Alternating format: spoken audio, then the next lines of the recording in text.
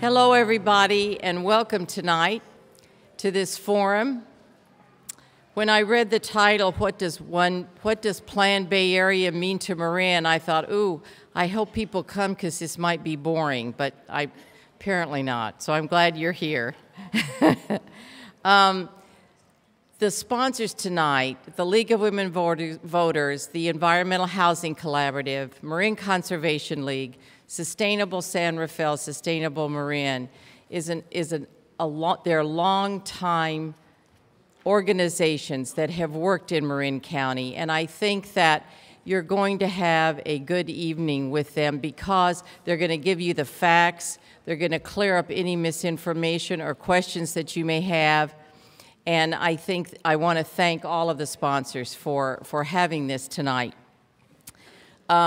I'm glad it's being taped, so be sure and smile when you talk.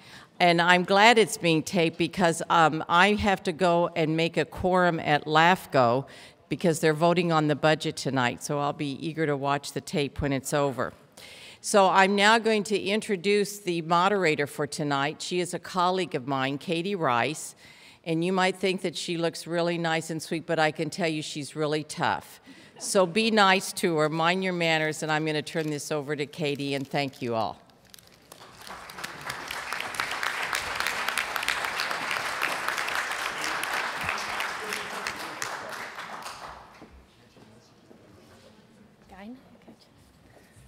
All right, welcome everyone. Thank you for coming tonight. I've got a couple more housekeeping items. Cell phones off or on silent. That's an easy one now. And then also, as Judy said, this event is being televised, and we have, I wanted to give you the dates.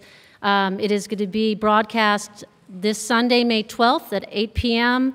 on Comcast Channel 30 and AT&T Channel 99, and then it will also be broadcast on Channel 26 over the next several months, I'm sure, on a recurring cycle. So I believe the information will be posted also on the websites of these various organizations.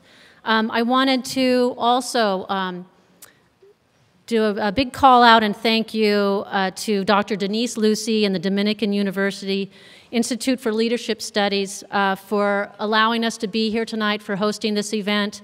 They've been a wonderful community partner, many community events here on the campus that allow the citizenry to become much more informed and involved in the discussions that go on in this community on a number of topics.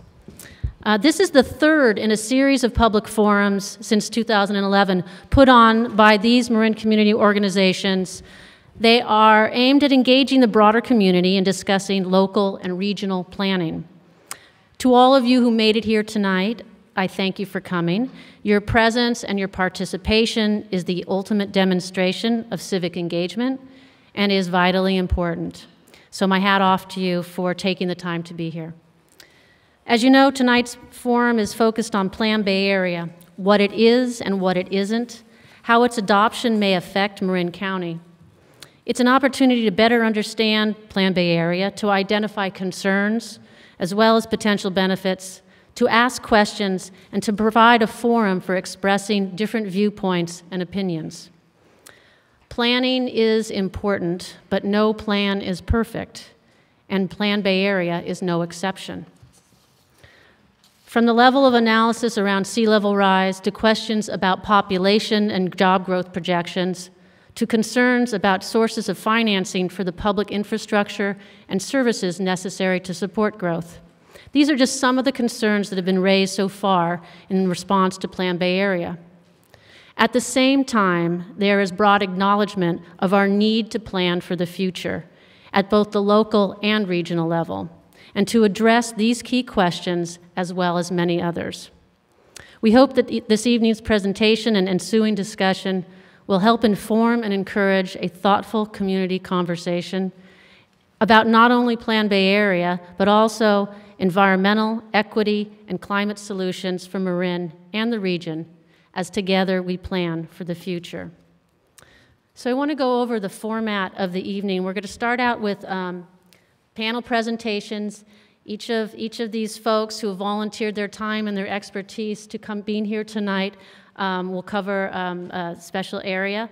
There'll be 10 minutes each, and I'm going to hold them to that because I want to make sure we have plenty of time for questions and answers and Q&A or comments at the end. So following the presentations, we'll do Q&A. It'll be in, I want to use question cards. They'll be circulated around the audience. If you have a card, fill it out at any time. Hold your hand up. There'll be runners to pick up cards.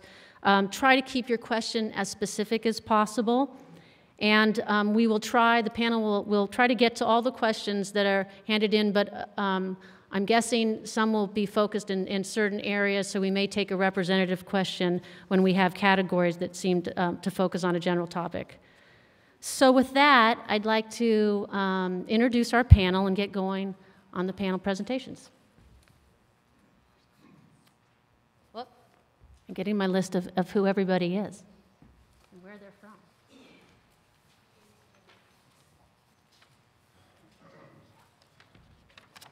All right, so Linda Jackson from Transportation Authority of Marin, Planning Manager, is going to, her subject matter is, what is Plan Bay Area? Chantel Walker from the Marin Community Development Agency is going to speak to what does it mean for housing and equity in Marin.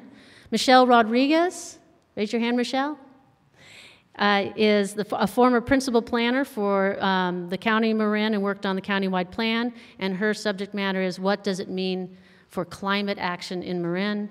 And Marge Macris, second from the end there, co-chair of the Marin Environmental Housing Collaborative, will speak to the impact or effect on Marin's environment. And finally, Dave Edmondson, the author of The Greater Marin, will speak about Marin traditions and models for transit-oriented communities.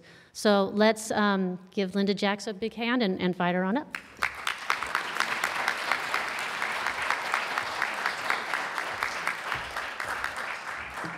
Thank you.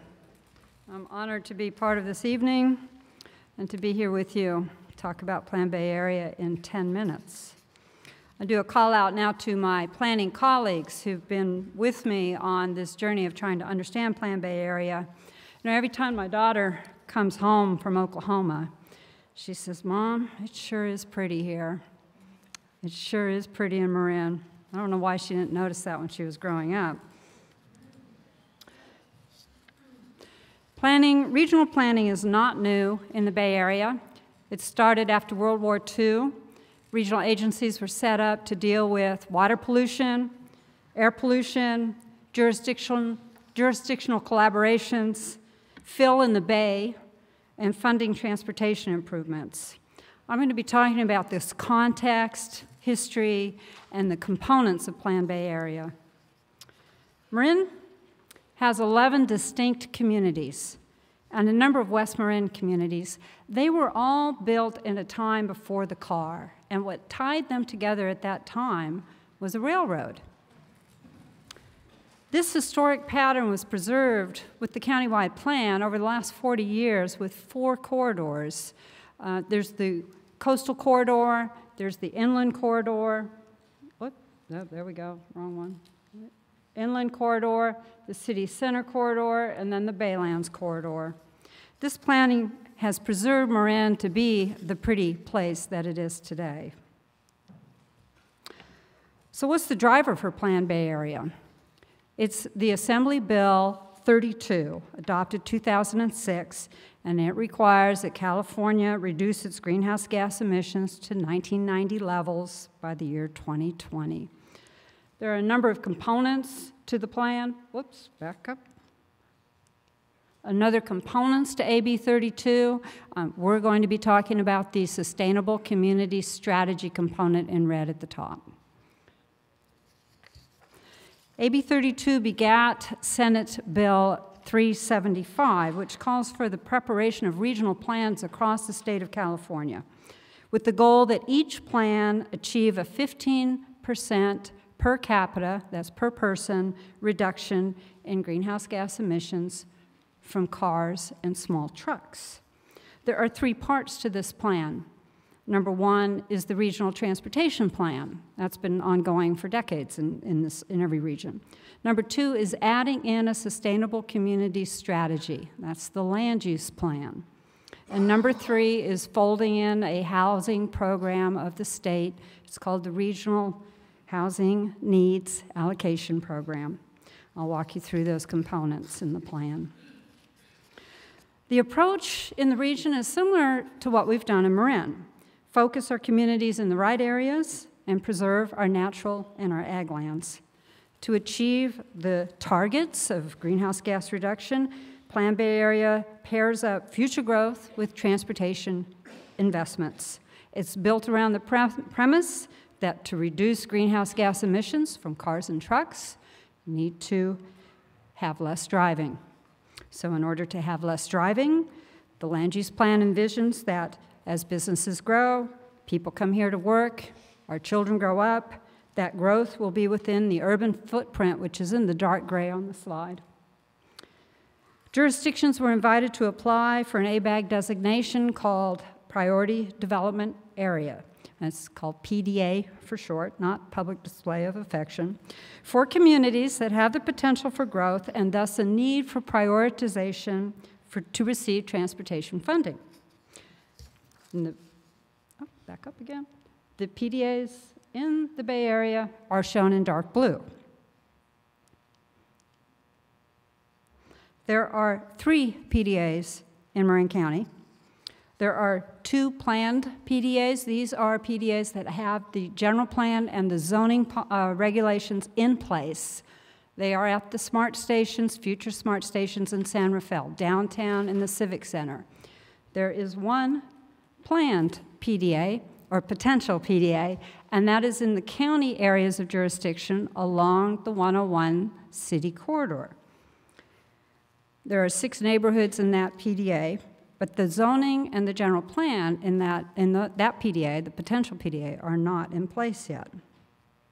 Also on this map are 15 priority conservation areas. They're shown in these little trees with the white circles. There's 15 of them in the Bay Area, in Marin, and they're scheduled for funding for preservation of ag lands and open space. So let's look at how the forecasts are for Marin County compared to the Bay Area.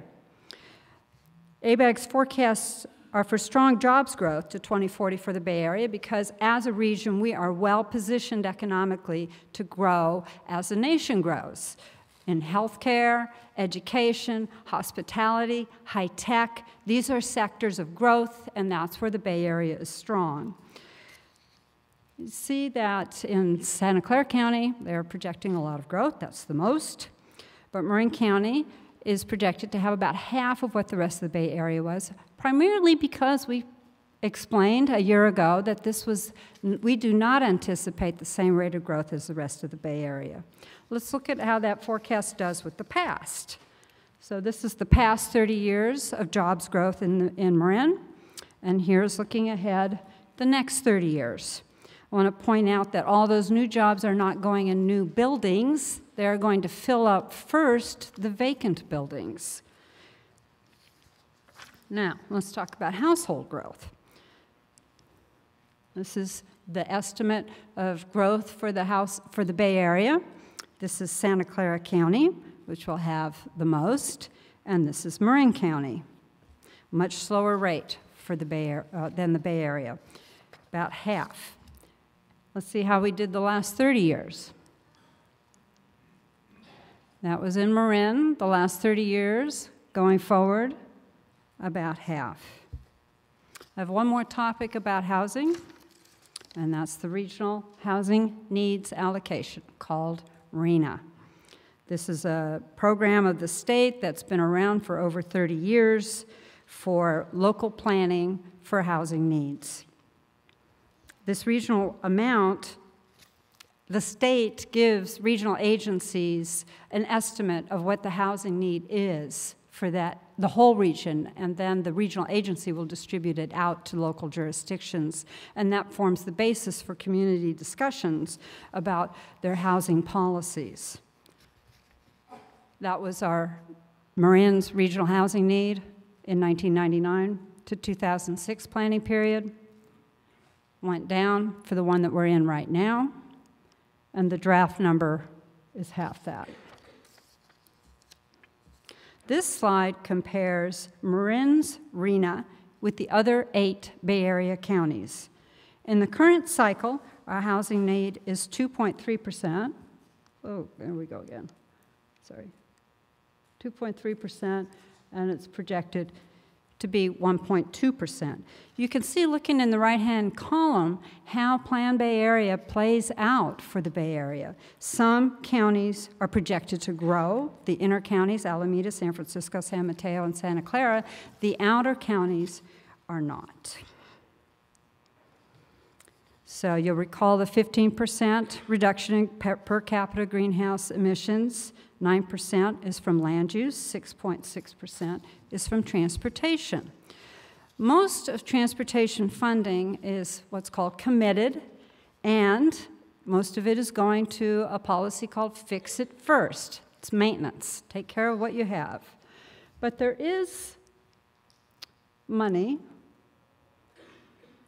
That's a little sliver there, but it's what is going to go toward achieving that final amount of reduction in greenhouse gas emissions. Also want to note the one Bay Area grant program where discretionary money did come to TAM. That money was allocated to local jurisdictions here for transportation improvements. Half of it had to go for the PDAs. I want to note that there was an EIR prepared, an environmental impact report prepared for Plan Bay Area. That is what's under review right now. And there were 5 alternatives, including the plan, and these are just 3 of the targets that were studied. The Plan Bay Area provides, the EIR provides an opportunity to see if there are better ways to deal with the environmental impacts. There was also an equity analysis provided as well. One of the questions is about local control.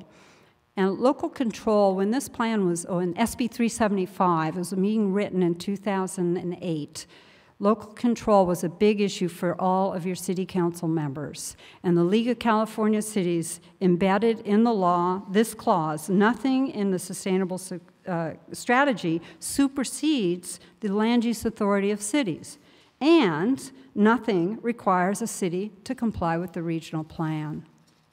And I'll end with this slide. These are the 4 objectives of Plan Bay Area. Complete communities. I would submit that Marin is a model for that objective. The one about housing, I'd say that I'd note there's one issue that's in common to all of our communities, and I think we'll be engaging in how to address the needs of our aging population. Number 3, economy. If we haven't learned anything in the last 5 years, it's the importance of having a viable, strong economy. And finally, we must protect our unique natural environment for those who come after us. Thank you.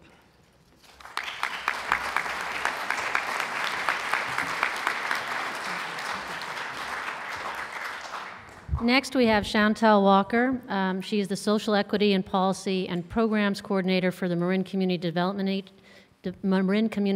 Agency, and she will speak on what does it mean for housing, what does Plan Bay Area mean for housing and equity in Marin. Thank you, Chantel. Thank you, Supervisor. Good evening. It's good to be with you. So what I'll talk about tonight is something that I hope many of you have heard and thought about in the past. Marin and social equity, it's one of our values. It's also part of our public policy. Many of you will remember, I hope, that our general plan focuses on the environment, equity, and the economy. We have done quite well in many areas. Few communities have the strength that we have in the environment. Few communities have the strength that we have in the economy.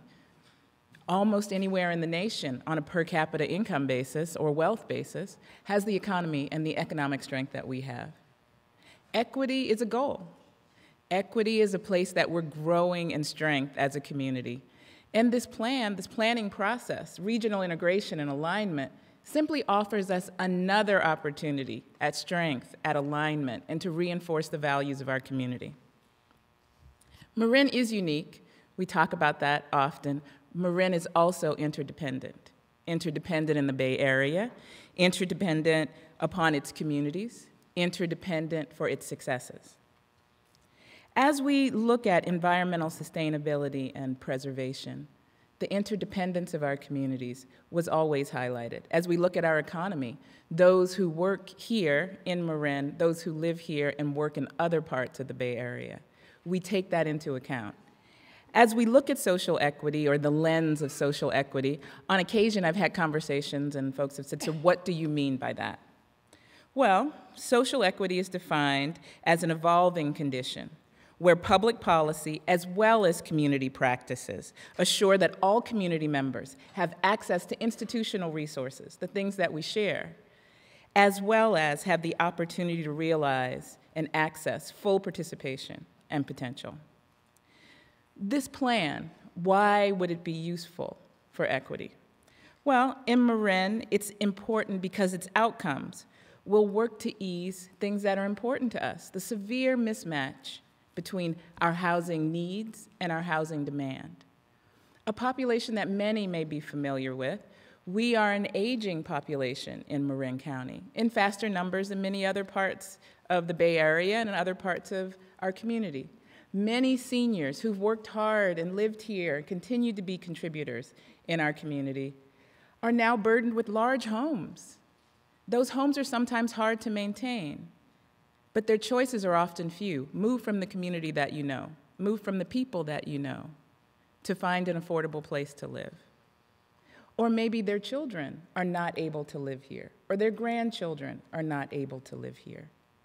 Communities will have access to creating a better match. And it's local decision-making, as Linda mentioned, a better match between need and demand. In addition, Marin has been working on, and we have more work to do, fair housing and equal access in housing. Many of us, as a value, believe and support equal access in housing. We've realized that discrimination in housing transactions is against the law, and very few people favor that. But very few know that a 2009 study of Marin actually showed patterns of housing transaction discrimination. This plan allows us to align our values with our planning, with strong implementation. So, for example, it was found in this study that landlords often guided people to communities based on their race or ethnicity. It was found that upper and middle income people of color often felt unwelcomed or were guided to communities that were below their economic means simply because of race.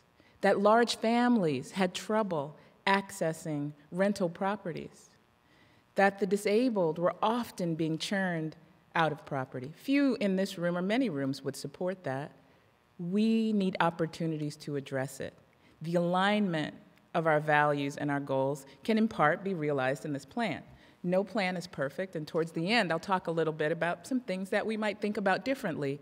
However, this plan is strong.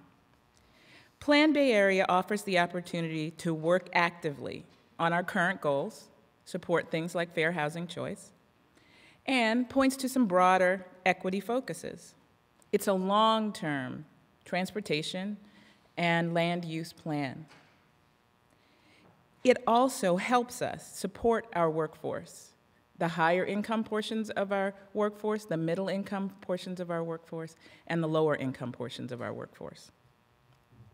It focuses on reducing vehicle emissions. This helps us maintain the strength that we've created over decades in our county. It, again, aligns and recognizes our interdependence and will, upon implementation, and certainly it's a projection and not a final, but upon implementation, help us better match supply and demand. It does have performance measures, so in many cases we'll be able to look, reflect, and refine how we've moved forward. And equity in this planning process, this is a seminal moment, is integrated and has measures so that our community can have a concrete conversation. It recognizes our job growth, the 17%. It only projects our housing growth at less than half of that, the 9, and sometimes the 9% that was mentioned. And in terms of our regional interdependence, 98% of housing goes other places. Only 1.2% of the housing allocation is in our community, companion to our 17% job growth. There are many strengths to this plan. The draft plan puts billions of dollars into running transit, both maintenance, but new opportunities. Environmental and equity groups have had many and deep, refining conversations about this plan, but we do see strengths. There are always questions that remain about a plan. Would the plan be strengthened if there were, say, 5% more housing near transportation? That's a community question. Would the plan be strengthened with additional funds into routes and operations? Those are good questions, but this is also a strong plan. I encourage you, as you evaluate it and its merits, to consider what it brings to us around equity and around housing, how it matches our community's character, and how we can support the best of the plan, which every several years will be updated and refined. Be a part of that process. Thank you.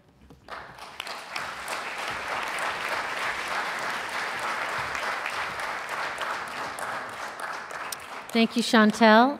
And now I'd like to introduce Michelle Rodriguez, former principal planner for the Marin Countywide Plan, and she will speak on the topic, what does Plan Bay Area mean for climate action in Marin? Welcome, Michelle.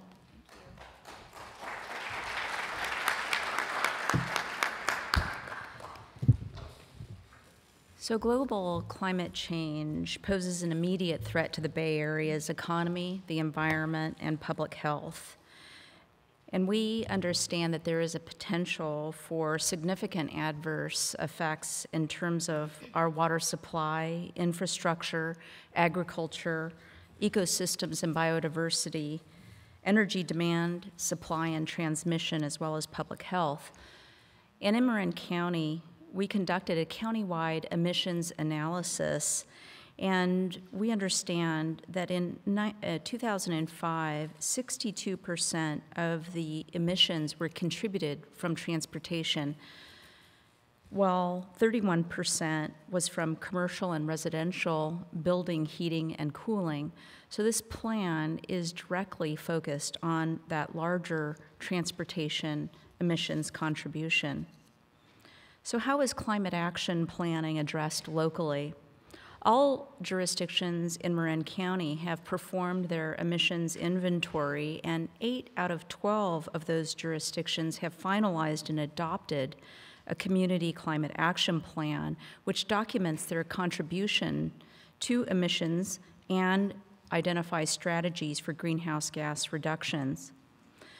Plan Bay Area, as I mentioned, is transportation focused, and so these local climate action plans will continue to be relied upon not only for other contributions regarding transportation, but also for those building energy reductions, waste, and agricultural contributions.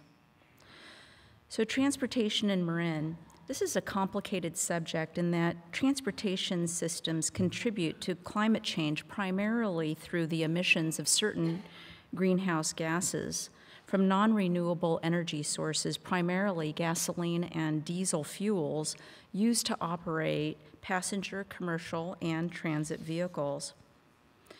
And why I mentioned it's somewhat difficult is that we have a significant amount of pass-through traffic moving from one county to another, passing through Marin, and over half of our working population are employed in professional management and financial business occupations.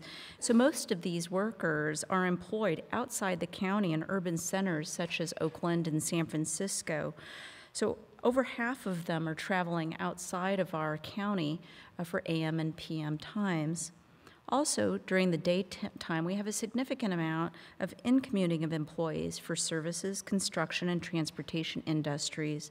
Additionally, we have a significant amount of weekend folks who are coming in to visit our beautiful open space, our parks, and beaches. So regarding Plan Bay Area and greenhouse gases, The plan was mandated to meet a minimum reduction of a per capita CO2 emission reduction for cars and light-duty trucks by a minimum of 15% by 2040. There is a plan and 5 alternatives. I'll be speaking about the plan this evening, but we can speak about the alternatives later if you'd like. But regarding the plan, they are estimating that they will be achieving a 16.4% reduction in per capita CO2 emission reduction with the proposed plan. So there is in the plan a 28-year revenue forecast projection of $289 billion. They estimate that if they apply this funding for the emission reduction for cars and light-duty trucks, they will achieve this reduction in 3 ways: through multimodal transportation network, a focused land use plan, and investment in technological advancements and incentives. The funding is a combination of committed and discretionary funding. So regarding the focused land use plan, $10 million of those funds will be given to the Congestion Management Agency, and they must direct 50% of that in the PDAs. What I'd like to see is there's $320 million of funding that's distributed region-wide. I'd like to see these funds competitive and open to any project of merit.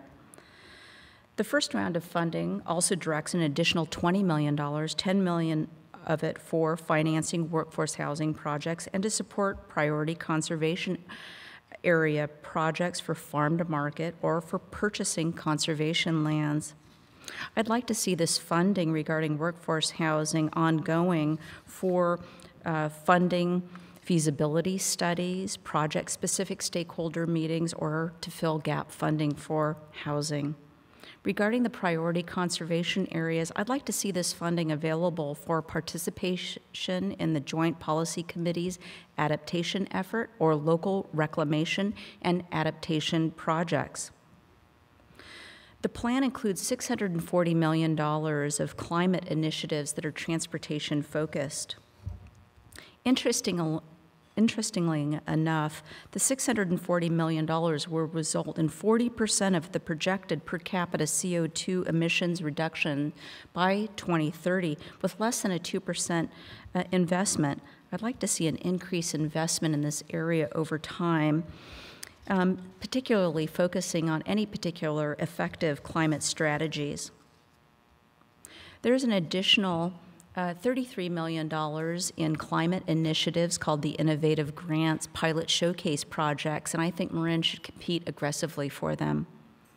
I think one area that needs to be addressed here is the issue of attribution. There will be many climate-related projects that will occur in and around Marin County, and I think early on we need to agree and have a communication with the regional agencies about attribution for those projects as it relates to our climate action plan. Regarding natural systems and climate action, I think there are a number of impacts that we can anticipate: sea level rise, flooding and landslides, water supply, air quality, biology and wetlands, wildfire or emergency planning, agriculture and food production, and public utilities. I think the plan does acknowledge sea level rise by 2010 being 55 inches. And it does reference the California Climate Adaptation Strategy as well as the Joint Policy Committee, Bay Area Climate and Energy Resilience Strategy. The plan does acknowledge that 32 projects will be exposed to mid-century sea level rise inundation. However, I have a question about something mentioned in the plan, and that is that Caltrans directs projects with a life that extends to 2030 or earlier, not to assume in its environmental impact analysis impacts from sea level rise. So I think that interim guidance from Caltrans needs to be revisited. Regarding flooding and wetlands, Wetlands plays an important role as storage areas for storm and floodwaters, water recharge, filtration, and purification functions. I'd love to see Marin seek funding for additional flood and shoreline protection. I think we need to assure that the current FEMA flood map updates that are currently underway reflect any current science that we have on the sea level rise high water mark. And I believe that Marin needs to complete a Marin-specific strategic resilience and adaptation plan by compiling the Marin-specific climate science and studies, and we need to prioritize our actions, identify funding needs, and create a timeline for project implementation. Regarding air quality, the negative effects of climate change on air quality in the Bay Area is considered to be significant and will impact public health, largely from increasing levels of ozone and fine particulate matter. The plan indicates that the impact will be significant and unavoidable, so there will be specific site and design requirements. Regarding agriculture and food production, there will be changes in temperature, more extreme heat days, earlier onset of spring, which will create suboptimal growing conditions, which can impact agriculture and food availability, our local economy, and tourism. The plan does acknowledge agriculture from the standpoint of conversion of lands to the built environment, but it does not address the combined impacts to agricultural lands from the project due to increases in vehicle miles traveled, or PM10, to our economic viability, agricultural production, or the local economy. There are two remaining issues regarding the built environment that I'd like to address: energy and water supply. Energy reliability, affordability, and environmental responsibility in terms of resources is critical, and I think the Marin Energy Authority is doing an excellent job of focusing on exceeding the renewables portfolio standard and going towards zero net energy. And I think that we need to continue to focus on Marin being energy independent. But I do think that when you look at the plan and you look at other jurisdiction, there is opportunity for providing language for all jurisdictions in the region to focus on energy conservation, green building, green business, energy efficiency, to try to offset the planned greenhouse gas contributions. Locally, Marin could consider ordinances to require solar and new construction. And then finally, regarding water supply, the plan indicates that it will result in insufficient water supplies for existing entitlements and resources to serve expected development. What it does is it expects existing conditions to remain. It does not take into account dry years or overwatered years due to climate change, and I think that they need to account for this. Also, the baseline is 2010 to 2030. They don't extend all the way to 2040, and I think they do need to analyze water availability for 2040 and beyond. Thank you.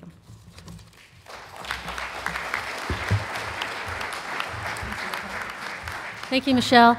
I want to remind folks that if there's Kiki's going up and down the aisles here. If you have a question, fill out a question card, or if you need a question card, raise your hand and she'll bring you one. So next I'd like to introduce Marge Macris, from co-chair of the Marin Environmental Housing Collaborative, and she will be speaking on what Plan Bay Area means for Marin's environment. Welcome, Marge.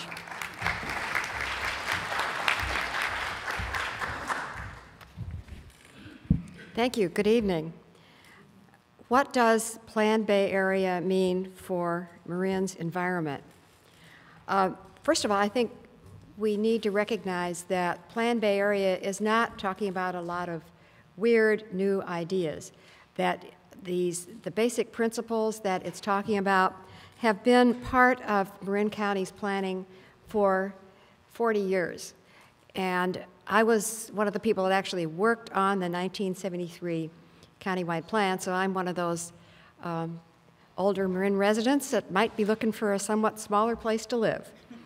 But a basic principle of the Marin countywide plan in establishing the environmental corridors that Linda described was that development should be focused in the city-centered corridor in areas that have transportation and other services rather than sprawling out into the open space and agricultural lands. Another basic principle of the countywide plan, and these principles have continued in the subsequent revisions of the document, is that there are, in fact, limits to growth based on environmental constraints, that development has to take place within environmental constraints which determine how much growth we can actually accommodate.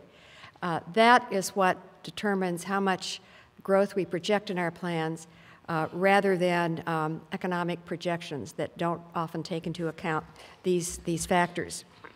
The city plans have been generally consistent with these ideas as well for the past several decades, and the cities and the county have adopted climate action plans, which actually also recommend that growth be focused in areas that have transportation and other services rather than sprawling as a means of reducing greenhouse gas emissions by reducing the vehicle miles traveled.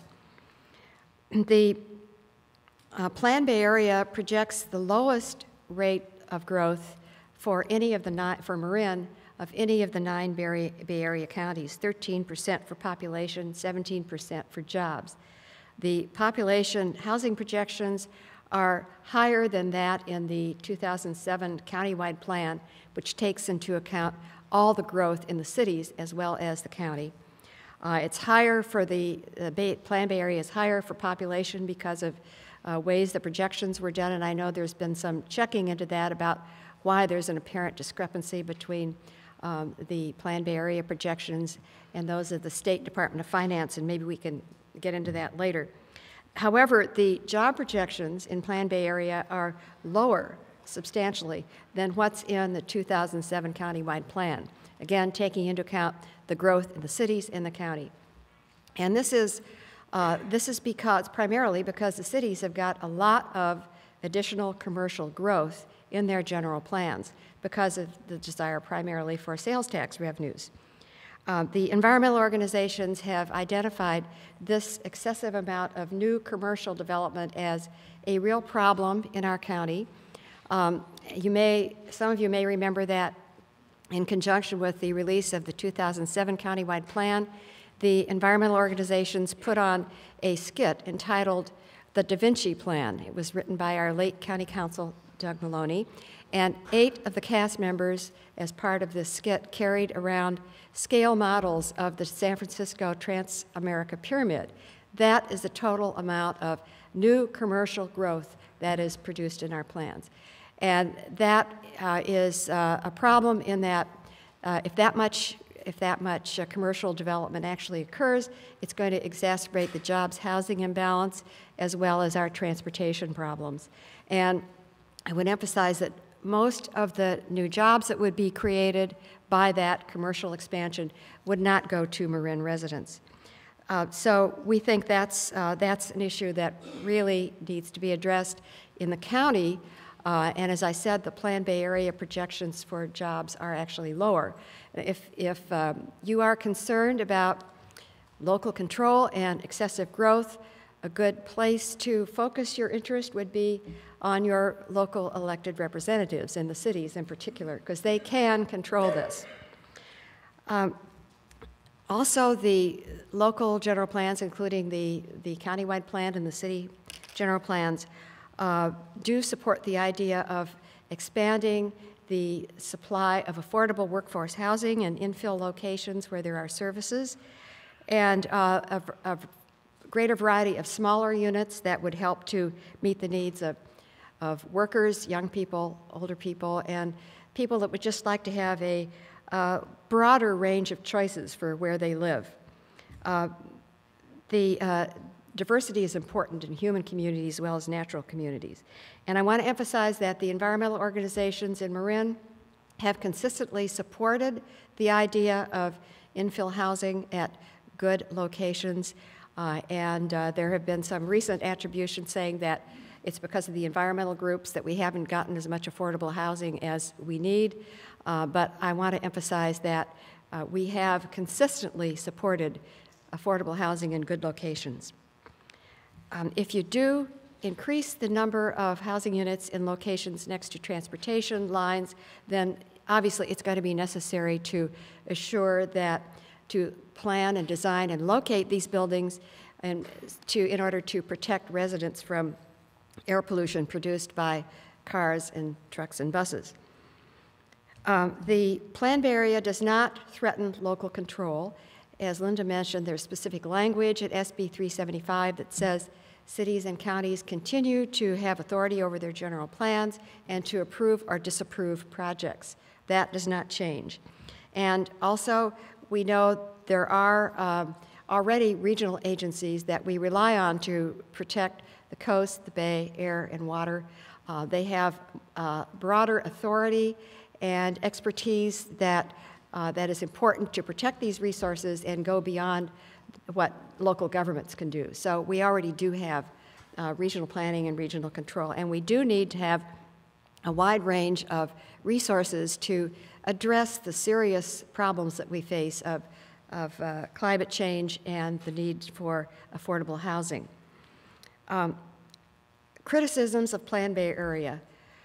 Primarily, this has been touched on, but it does not adequately address the effects of sea level rise.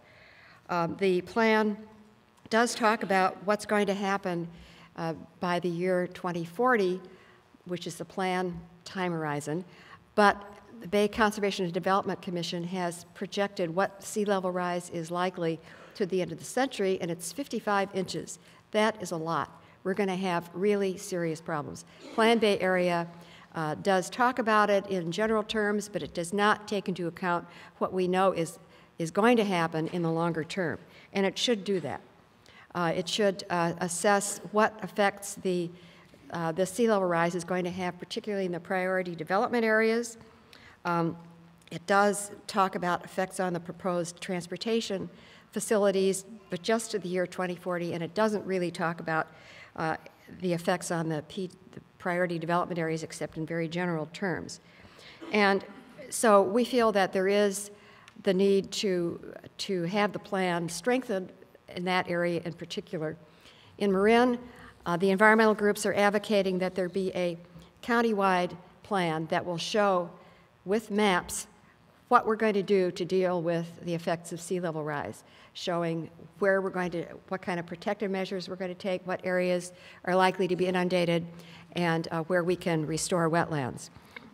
And I just want to say, from the standpoint of the environmental groups, that the emphasis on streamlining CEQA, the California Environmental Quality Act, in these planned development areas has to be looked at with great caution, since we know that the plan does not really show what's going to happen as a result of sea level rise. And when there's talk about, well, we got to streamline CEQA to get things done faster, it sounds like they're sort of saying we got to get this stuff built fast before it's underwater. Well, I don't think that makes sense. So most important, I think, we need to recognize that we need to take a lot of different kinds of actions to reduce climate change and sea level rise. It's not just one thing. It's not just changing land use patterns or transportation, but we have to do many different kinds of things by local governments and by individuals. The plan also does not deal effectively with the fact that we don't have an adequate supply of water to deal with the amount of growth that's projected. And also regarding the increase in density, it's not enough just to increase densities in locations in order to get affordable housing. That alone won't do it. If you're going to get affordable housing, you have to get resources, and we need to talk about that in the plan as well as means of protecting sensitive wetlands near priority development areas. So the environmental groups are going to be looking at this plan very carefully. We have a long track record, and we're very persistent, and we are going to be looking at this plan to see if these questions can be answered in this iteration, or if there could at least be information about how in the next iteration in 4 years can deal with them. Because the environmental groups are determined that we are going to make sure that this last place does last. Thank you.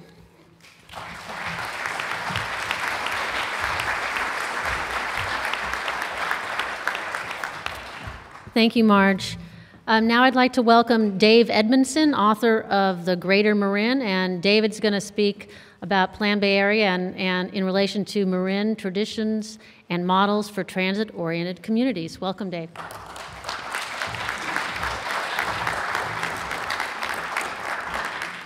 Hello. I'm really honored to be here. A couple of things to start. First of all,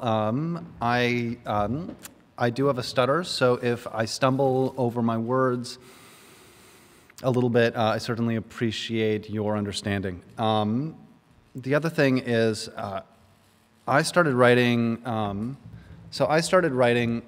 my blog because Marin got in my bones and I couldn't shake it, and I wanted to keep writing about it. I wanted to know what makes it so special. As I do a lot of this through the IJ and such, as we talk about Plan Bay Area and housing development, we often here 20 units per acre and 30 units per acre, but there's no context which actually says this is what that looks like. Since I'm also the last speaker to shake you up a little bit, I have a little bit of a quiz. So I'm going to show a series of buildings and neighborhoods, and I want you to guess quietly how many units you think are in each a single unit per acre kind of scale. So downtown San Anselmo,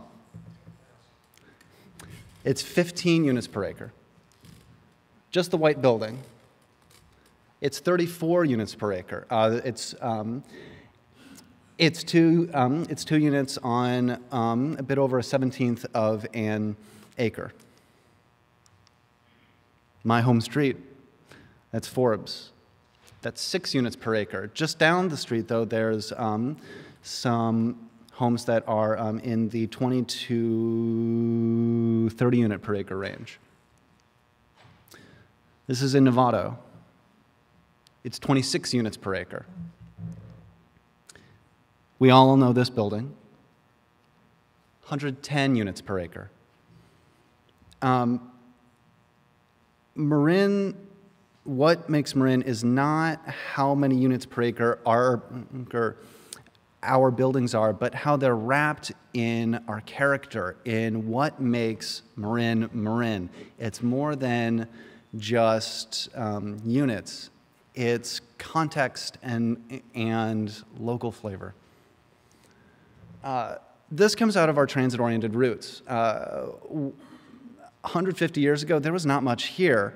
We built railroads that stretched to all corners of our county, and we built towns along each of those main routes. That's what it used to look like. Each of the main stations became a transit-oriented town center, what we'd probably call a transit village now. Each of the smaller stations became small little commercial developments. These are some of the stats of our old system. You can see some of it still in our zoning code. So these were train stations. You can still see what those small developments were, and they are still there. We are a transit-oriented county, even though our transit system was eventually truly ripped out. So what can we learn from places like this and places like this?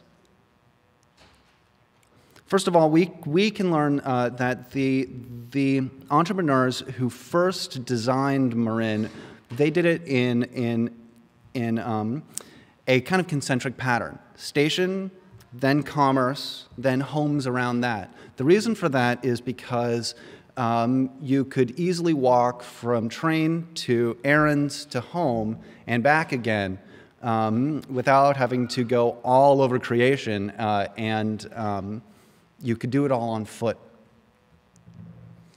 Again, that's that pattern. See those purple areas? That's commerce. These also show us some of the best practices for what a transit-oriented neighborhood can look like and what its architecture is. Housing and offices above shops. Shops whose doors are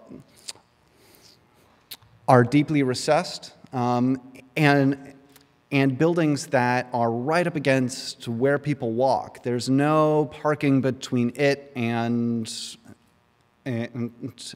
foot because you got there on foot.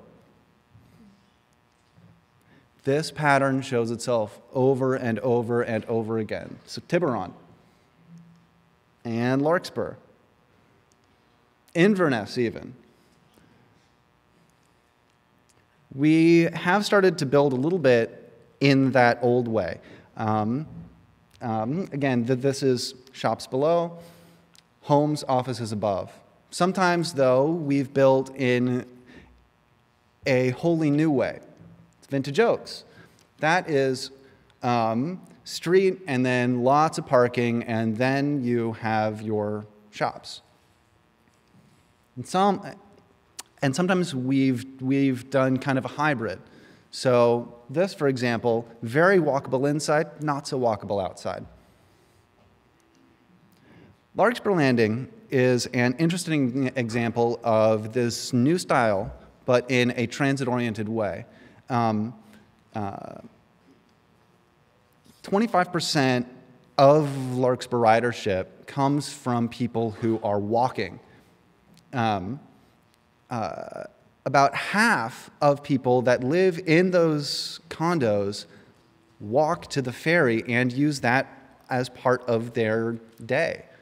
And that's compared with just 1 in 10 for Marin as a whole. Where have we seen transit-oriented development elsewhere that is in the old style? So 505 Miller, that is 8 homes just above shops. That works out, by the way, that single building works out to, I believe it's 38 units per acre. Strawberry Shopping Center, 5 units just above shops again. It is easily accessible to a transit hub. There's Rotary Manor. Now, this was an old school, but it is very close to West End, to downtown, 100 senior housing units. And just around there is 1H Street. I love this building. It is old and renovated. It is 20% affordable. And there's a cafe that spills out on to the sidewalk. Now, just across the street, that's the old Yardbirds. Not exactly walkable on that side of the street, but this side, by the strength of this building alone, it makes that neighborhood stronger. Now, there is a new way, too, of doing housing development, but in a way that is still frames the street, that still makes it pleasant to walk around. And this is an example. Rafael Commons. it's senior housing. It focuses on a plaza, and it's there for privacy. It is still near shops. It's still transit-oriented, and it gives people that can't drive anymore the freedom to still move around, still see shows, still go shopping. It gives them independence that places that aren't near those things really can't do. Edgewater, there's only a single bus route which serves that, but what it does do is it gives access to an extensive bike lane network. These have worked best. These have always worked best when they do what Marin does best, and that means engage the street when it has had access to shopping, when it has had access to transit. As we move into our future, it is imperative that we keep that kind of character and keep in mind that we can still build that way.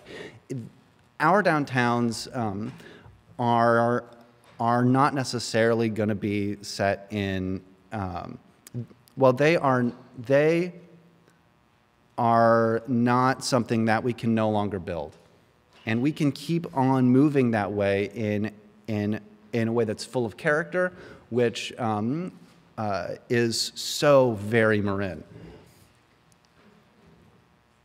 I just wanted to say that I still write about Marin because other places have done it so wrong, and we have done it so right.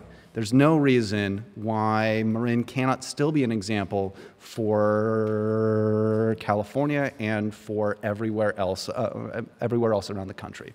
Thank you.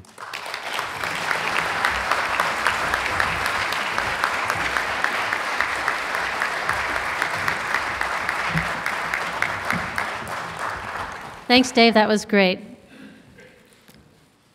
All right, we're right on schedule, and we're going to go to some Q&A, and then we'll go on to comments. And I want to start with a question regarding the greening of the auto fleet, auto and truck fleet, which I think we hope will happen. And the question is, does Plan Bay Area account for a greener auto truck fleet in its GHG reduction analysis? And if so, what are the assumptions about increased efficiency? Who wants to take that one? Linda? I can take that one. Are we okay? Yeah. No? Can you hear me? Bob? She's not on. There she goes. Get close to the mic. The EIR, the alternatives, have used a model that the state, I don't know the name of the model, but it's what generates the results, the greenhouse gas results. It's what's used by all the regions for their analysis. And in that model, they make assumptions for every year of every model of car that's on the road, and what the miles per gallon are, what the CO2 emissions are for that model. For every year, the turnover of the fleet of the cars as new cars are brought in. So that is embedded in the analysis of the cars that are used. But I can't give you the details on. But there are assumptions made about the technological advances and that the fleet will be getting greener. Thank you. I have a question about the CEQA streamlining piece of Plan Bay Area, and the question is, Plan Bay Area policies include some streamlining of the CEQA processes and mitigation for qualifying projects. What projects qualify? What does streamline mean? How is mitigation handled? And how significant is this to the projects? You want to take a swing at that, Marge? I'd like to ask Linda. Linda. So there is a streamlining provision in SB 375. It has a lot of caveats to it, not the least is being located near transit of a certain frequency, zoning of 20 units per acre, FAR, size of a building of almost the size of the lot, and other caveats. So it's going to be very difficult for most jurisdictions to even consider the CEQA exemption. There are some areas identified in the plan as potentially able to use that exemption. They'd be in downtown San Rafael and the Canal neighborhood in San Rafael. The use of the exemption is, as like all other exemptions in CEQA, are at the discretion of the planning director. So there's a fair amount of analysis, I can tell you, that goes in before it's using any of the current exemptions that exist. So the local jurisdiction planning director would have the discretion over whether or not to actually apply those CEQA exemptions. Yeah, there's no change in the current authority of local jurisdictions to make that determination. Okay. And then in terms, let's say a local jurisdiction does decide to apply it, even though we don't know a lot yet, how significant do you think this will be to the projects, to a project? Well, depending upon the project, but certainly CEQA exemption is helpful in terms of the cost of a project and not having to go through the environmental review. It does not mean that a project does not go through the other requirements that a city or jurisdiction may have, such as a use permit or design review, that those would stay in place. Okay, but again, I just see it as having very limited applicability here in Marin. Thank you. Quickly, Michelle? Maybe one additional question, maybe for Linda.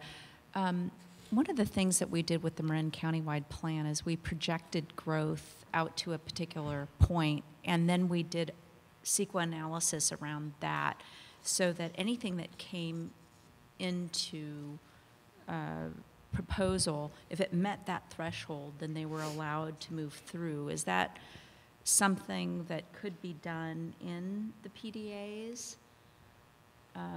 So that we could kind of hash out what some of the issues might be on some of these sites a little early on? I think that's up to the local jurisdictions entirely to figure. It's a technique that the county used in the countywide plan, but I think that would be up to the city councils of the different 11 cities and towns in Marin to figure out. Identify. Okay. Well, and those with that would be San Rafael with a PDA, or another jurisdiction if it decided to have a PDA. But I just see that being a long consideration and many years off. Okay, I have a question about the Department of Finance's projections in terms of population growth and housing growth, which we know differed from ABAG's numbers significantly. Does one of you want to speak to that? I guess this one is mine too. All right, Linda, you're the go-to girl. This was a conundrum that happened with Plan Bay Area, unexpected. The ABAG's forecasts that I showed were based on 2007 state projections. Well, halfway through the EIR in January of this year, the state came out with 2012 projections 5 years later. And these were considerably lower than the 2007 projections they had done earlier. For Marin County, it meant that the state's population projections were 10% less than what ABAG was projecting for Marin County. Well, and that's not insignificant. So there has been a lot of discussion regionally and locally about these two different competing projections, if you will. It's because, in part, it's because they use two very different methodologies or mathematical ways of reaching these projections. The ABAG, as I described, they began with the 2007 projections, which were higher in the first place, but then they applied a whole economic analysis too. You're looking at the strengths of the national economy, the growth of the national economy, and what the Bay Area, how it was going to get their share of that growth over time. The state uses a model to project based on number of births, number of deaths, and number of people of migration in and out. So different ways of reaching a number. Certainly, the state's projections of 2012 take into account the economic recession of 2008. There was a workshop about a month ago in Oakland at the regional agencies with staff from HCD or from the state, with the ABAG staff who'd worked on this, with the consultant who worked on the forecast for the regional agencies. And they all agreed that if they did it today, their numbers would be, and collaborated with the information, their numbers would be about in the middle of the two. So that, and everybody across the Bay Area, people are saying, you all need to be talking to each other when this plan is updated in 4 years. I think one of the things also to emphasize is that these are projections. And when we go back in time, and we don't have to go back very far, and we look at the projections that have been made by ABAG and by HCD, we see that they're not always on target. And that's the reason why they're called projections and why they go through cycles and are reevaluated. I have a question about water in the big picture. Maybe Marge, this is for you, Marge and Michelle. Given that state water code requires big development projects to submit a 20-year water supply assessment plan factoring in multiple dry years, why does the Plan Bay Area EIR only speak to the possible impacts of a single dry year?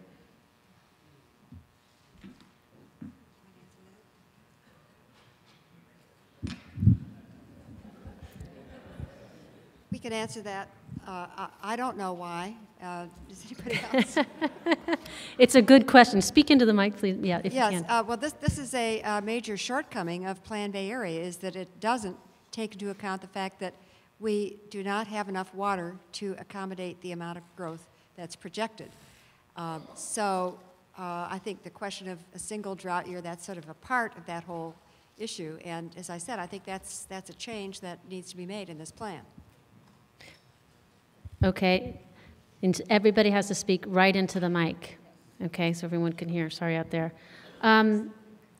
Question. How can the housing planned in PDAs meet the same goals we have used to stay within our water limits? And so I think this is another question about, finite water supply and how is it reconciled with Plan Bay Area, or how does Plan Bay Area address that, as well as, and I'm going to expand this to, how does Plan Bay Area address other resources, public infrastructure, schools, et cetera, and the financing that will be needed to accommodate growth, however limited that growth is. Chantel, and who wants to take a stab at that? I can take a stab at the education question. Go for it. I think there are two perspectives as we consider equity in education and funding. In Marin, we have a number of school districts whose revenue from their property taxes exceed what state contributions would be. In several of those districts, and at least one that comes to mind immediately, you would need to talk with the director of finance, but there are significant reserves. Plan Bay Area, while it impacts schools, so does every turnover in housing. So does every point of growth. So do projections, which are now lowered, about the numbers of families, about the age of people coming in. The concern that public education is a scarce resource, I think we have to broadly consider. Public education is public for the benefit of our country and our community. We have great strength in education. In many cases, we have significant additions from the state, from philanthropy, to support education. There is no scarcity of public education, and keeping it public and supporting our economy and supporting our growth is an essential value that I believe many people have. There's no scarcity of public education in Marin.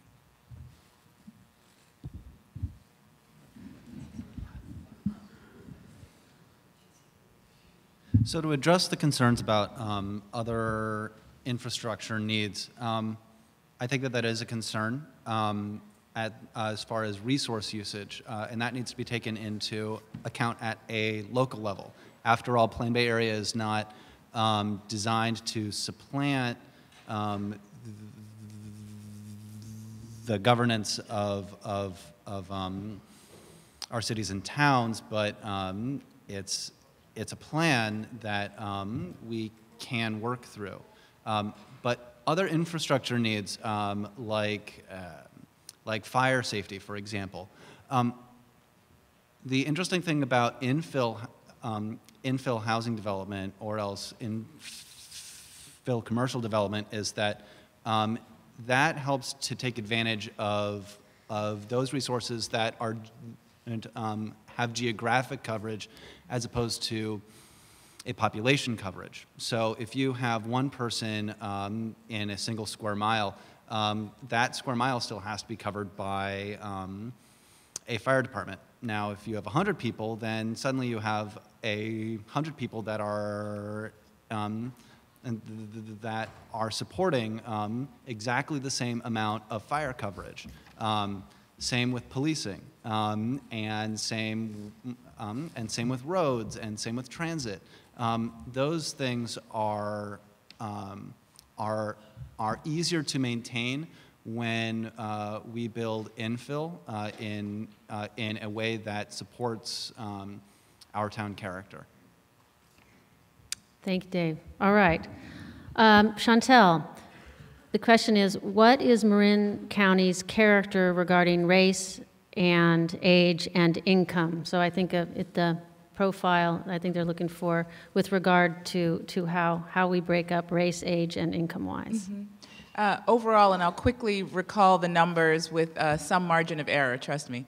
Marin is approximately 82% white, and the balance are people of color. The largest minority population is Latino. In Marin County, our aging population was approximately 52% as of the 2010 census, but you can double check those numbers. But proportionately, we are a more white county than any other county in the Bay Area. We are an older county than any other county in the Bay Area. But if you look at trends, in the under 18 population, we have a growing community of color. More of our children are children of color, speak more languages at home than simply English. If you look at our workforce, while it is aging, the portions of the workforce that support our largest population group are usually coming in to our county and do not live here. Large portions of our public service and emergency staff come in to our county. As to be the sustainable, thriving community that we've been, we need to read these demographics, support who we are now, and plan for thriving and strength in the future. Thank you. Almost all existing affordable and low-income housing is not included in the RHNA. Since ABAG focuses only on new development, doesn't this disenfranchise people who are already here in favor of new high-needs people being brought in? I'm not sure I got that question. I think it's... No, if the question is, does building affordable housing here equal new people that all don't live here and have connections to our community? No. We have a deficit of housing need that's grown over time in all areas, not just affordable. For market rate housing, for moderate income families, to reduce our traffic. People who live here don't have adequate housing. People who would like to downsize don't have adequate housing options. And whatever we do won't meet all need, but it will better balance need. We'll have a better match between demand and supply. We'll have a better alignment with projections that are updated every 4 years around our housing needs and our services needs. So we're going for alignment and improvement, not perfection. All right, thank you. Just one thing. I think it's important to note that the PDAs or just that are located along the main strip, but there are significant jobs in the county that are not necessarily going to be addressed by PDAs, such as farm workers in West Marin or other locations who have not adopted PDAs that have significant housing needs, or even addressing our growing aging population and elderly people who want to stay in place, and how that might relate to providing housing for families that might want to occupy spaces where elderly people own a home and could have a second unit on site. I think there's other need that isn't addressed by one Plan Bay area.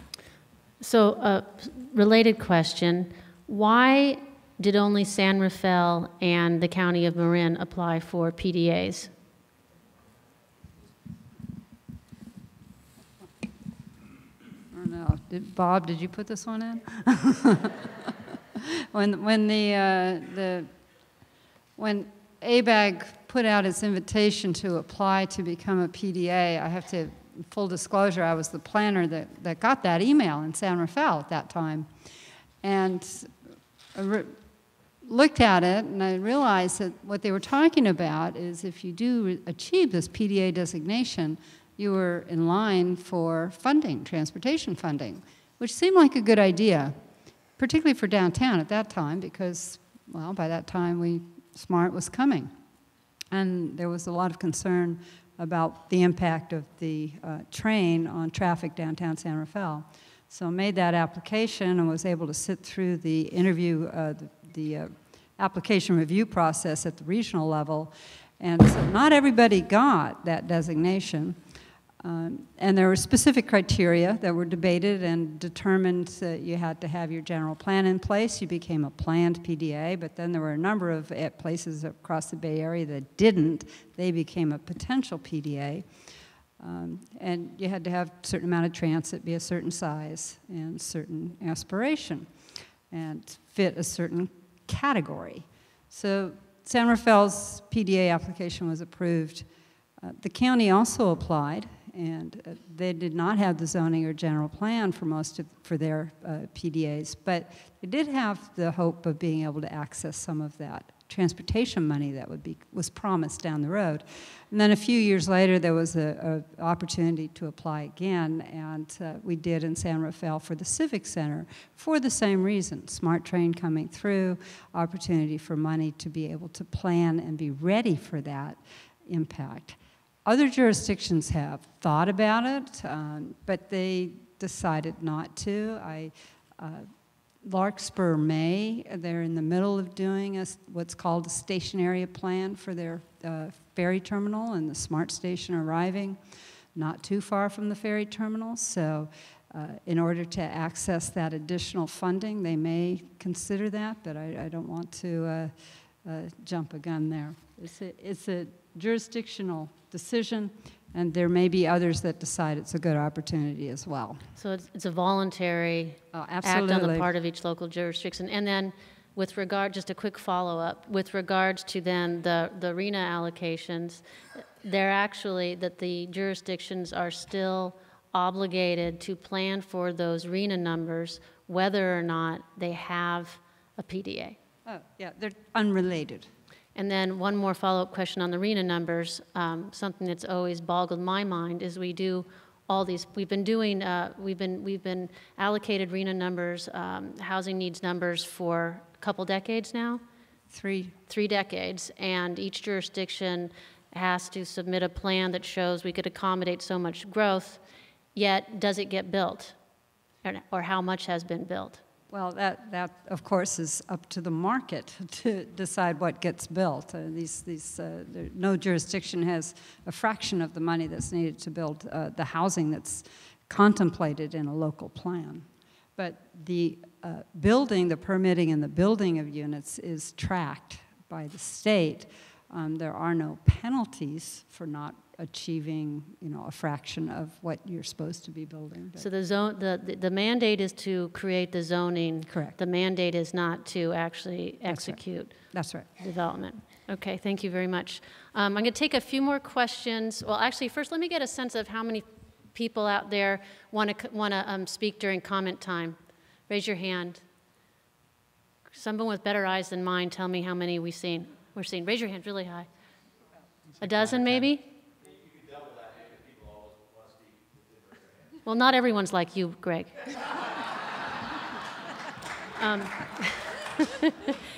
Okay, well, let's do a couple more questions. Let's see. How can you support, this is any of you who wants to take this up, how can you support the draft Plan Bay Area when implementation of the plan would result in 39 significant unavoidable adverse impacts, environmental impacts, and lead to increased risk of harm to the environment and jeopardize public health and safety?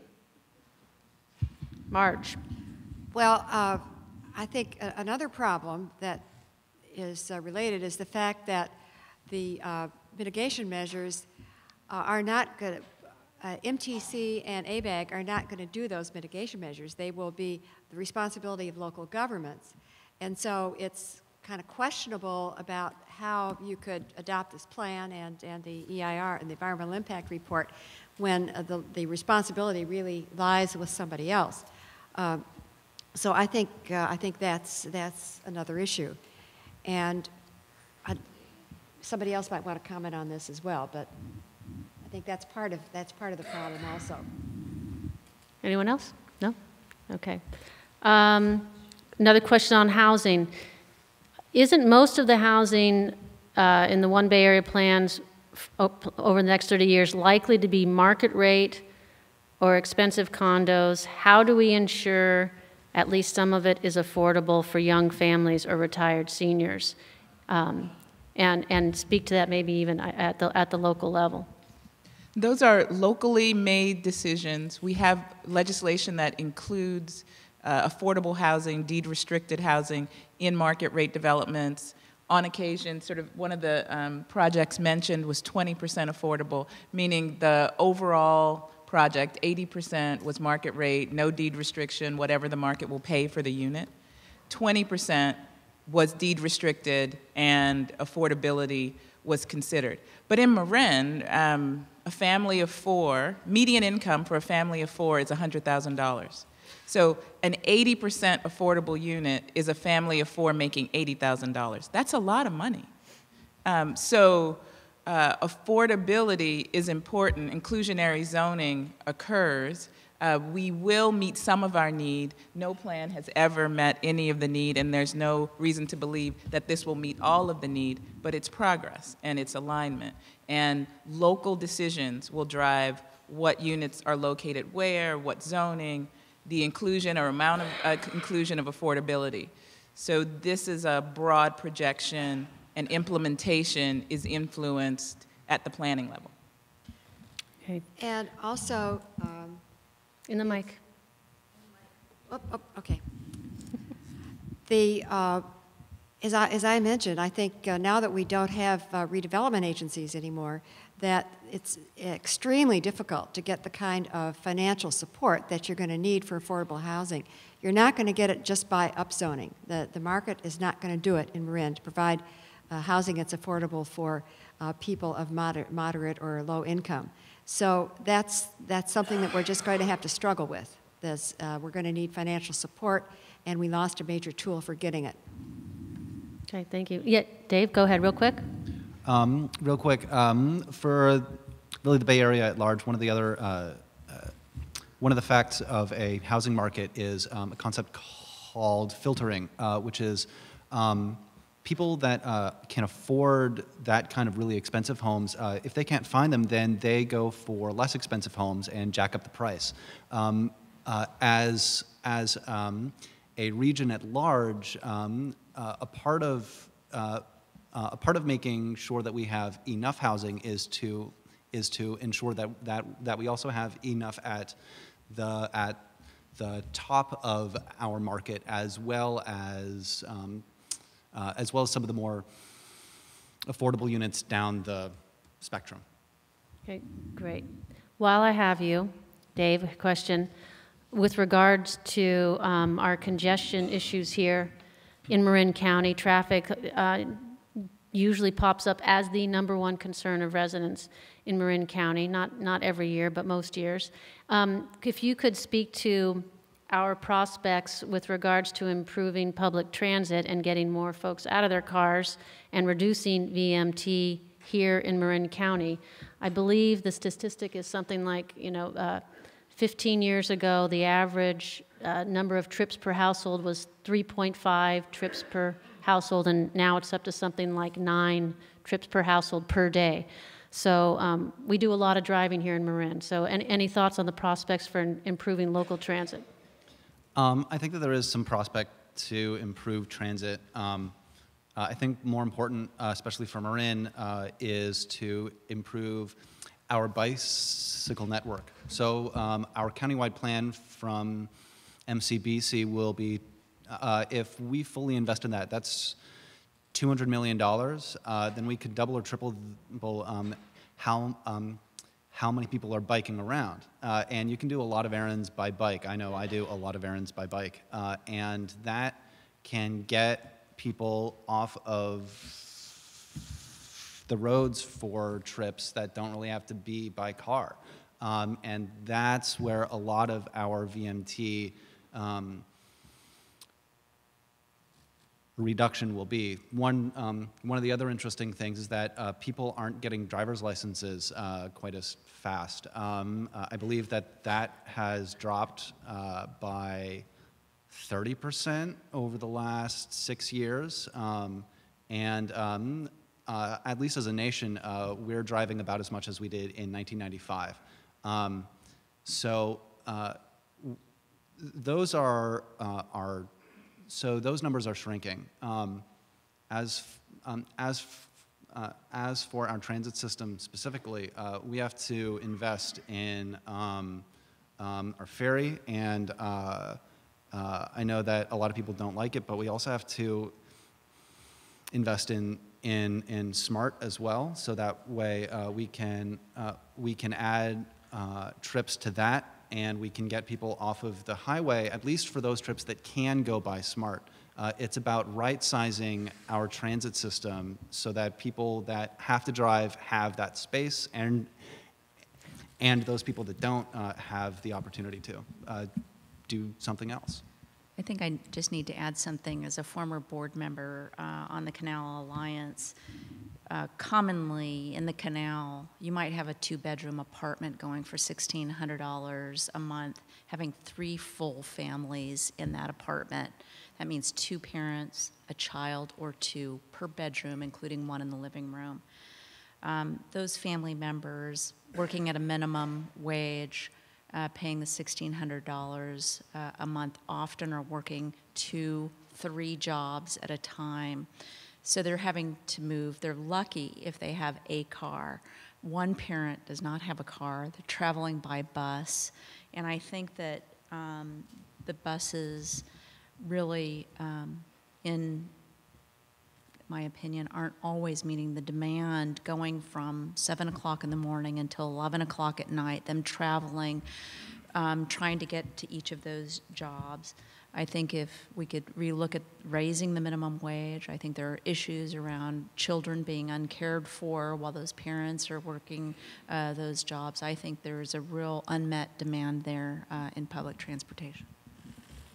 So you raised the issue that Plan Bay Area is not going to do all things for all people. All right, there's big issues out there beyond what we're struggling with here tonight. One last question, and then while the panel answers this, anybody who would like to speak, either come up, line up at this mic or the one over here, and I'll get to you in just a minute. And why don't you figure on 2 minutes or less per speaker? I think you said we had a dozen, Greg. We're right on time. We're doing great. Okay, the question is, can anyone state specifically what the greenhouse gas reductions would be for Marin County if the plan is adopted versus no plan? Best case scenario for reductions under the plan, worst case, and how was this calculated? The greenhouse gas reductions analysis was only done for one Plan Bay Area region-wide. There wasn't a separate analysis for Marin County. That it? We got it? Okay. So, I had one more question. How will ABAG and MTC accommodate public commentary? And if you all got one of these fact sheets, on the back is information on how to comment to MTC or ABAG. You can go to www.onebayarea.org. You can send comments to me. I'll forward them on. The deadline is May 16th, 4 p.m. I have someone here who's going to correct me. The question is, how do they respond to all this commentary? Not how to comment. That's a good question. And my understanding is that the comments, well, in the process, the comments need to be responded to. They may be responded to collectively, yes, in the response to comments. That's part of the process. But I also understand from people who have told me who have submitted comments, they have gotten a response back. I don't know if that means just an acknowledgement of receipt or a response to the specific comment. And that's the best I can do with that question. All right. Ready? We all ready here? How long do we have? You know, 2 minutes. That seems awfully short, given that you allocated for 15 people and now we've got 6. No, that's okay. Wait, hey, ho, wait. Raise your hands if you think you're going to come up to speak so we get a better sense of timing. Okay. Okay, so yeah, 3 minutes is okay. These are comments, so 3 minutes is fine, and hopefully we won't crowd out other people towards the end. So if you'd like to start, go ahead, sir. I'll be happy to start. My name is Luc Tessier. I'm a resident of Tam Valley. I would like to start by saying that the level of transparency on ABAG is atrocious. The amount of opportunity for public input is frankly a sham. To release a 1,300-page draft environmental impact report and allow scantily more than 2 weeks for response is absolutely unacceptable. Any answer other than extending the period of time for public input by at least 6 months is completely unacceptable and indicates an unwillingness and a lack of desire to allow the public to fully understand the horrific consequences of this ill-conceived plan. Plan Bay Area is bad for Marin. It's bad for the people it proposes to help. It's bad for the environment. It's bad for sustainability. It's bad for social justice. It's bad for traffic. It's bad for local communities that want to control their own density and preserve the things that make Marin a desirable place to live. There have been a number of statements that are frankly disinformation, and I hope that they were honest disinformation, but disinformation nonetheless. You are proposing to be experts on ABAG, experts on what Plan Bay Area will do, experts on the draft environmental impact report, and yet I see little evidence that you have read and thoroughly understood all of the multi-thousand-page documents that dramatically impact the outcome of the Bay Area and Marin for the next several decades. I find it unacceptable that you have not taken into account the dramatic impacts on water consumption. Several years ago, there was a wide issue about the desalination plant and how we are critically short of water, and yet it's not an issue suddenly as soon as you want to have additional housing. Plan Bay Area will almost certainly increase traffic congestion as opposed to remove it.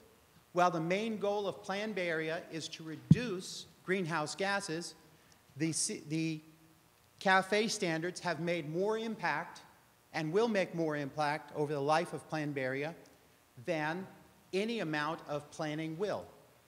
To expect everyone to carry home 2x4s and bookshelves on their bicycle and take their dog to the vet on their bicycle or on mass transit is simply ridiculous. And Can you wrap up, Luke, please? So in conclusion, Plan Bay Area is completely ridiculous.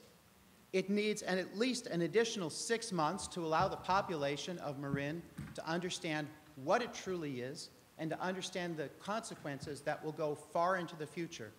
The transparency and the level of discussion that's taken place in an honest and forthright manner is completely unacceptable. Thank you. Thank you. Sir, over here. Welcome.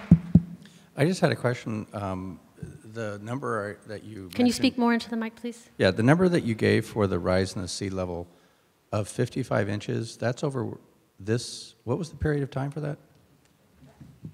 It's by the end of the century, and that was the Bay Conservation and Development Commission did that analysis. Okay, so 67 years, we're going to have a 55-inch rise? Right. That's what they're projecting. Okay. And that source came from, what was sorry, the? my math is, What was it's the by source? the end of the century. Sorry? Sir? 87. 2110. It's also, I think that's clarified too, it's also, I mean, it's an estimate, a best guess, but I think the jury's out on what's going to. But what was the source for that number, those The numbers? plan acknowledged a sea level rise by 2010 of 55 inches. That was all. 2110. 2110. No, it was 55 inches that I was reporting on, and it was from the Public Review Draft Environmental Impact Report, page ES-10 is where I got that. So that's 2110. By 2110 was my report. And the document, one more time, was what? The Public Review Draft of the Environmental Impact Report, page ES-10. I imagine The that's agency online that did somewhere. the research that Thank led to you. that number was the Bay Conservation and Development Commission. All right. Okay. Is that it, All right. sir? Thank you. Yeah, thank you. My name is Randy Warren. I'm an attorney who lives here in San Rafael. Welcome, Randy. Thank you. I must say I disagree with many of the things this panel has had to say, but I understand that they're made in good faith and the result of hard work for which we all thank you for performing. But having said that, I'm reminded of the old Saturday Night Live line, "It is better to look good than to feel good." And I feel that much of the underpinnings of your work is conclusory, that there will be 17% growth in jobs, that if we build high-density housing and fill it with people, there will be jobs for them. But what happens if the jobs are not there and we have this additional population we cannot employ? Or if that population leaves the area for lack of employment and we have vacancies? We talked about 2-bedroom apartments in the canal with 3 families. If we can move those people out into affordable housing, another 3 families are going to move back into that unit. And there will always be the pressure for more housing. And we can build and build and build, and there will be no solution. At one point, when you started your work in 1973, Sonoma and Marin County had similar populations.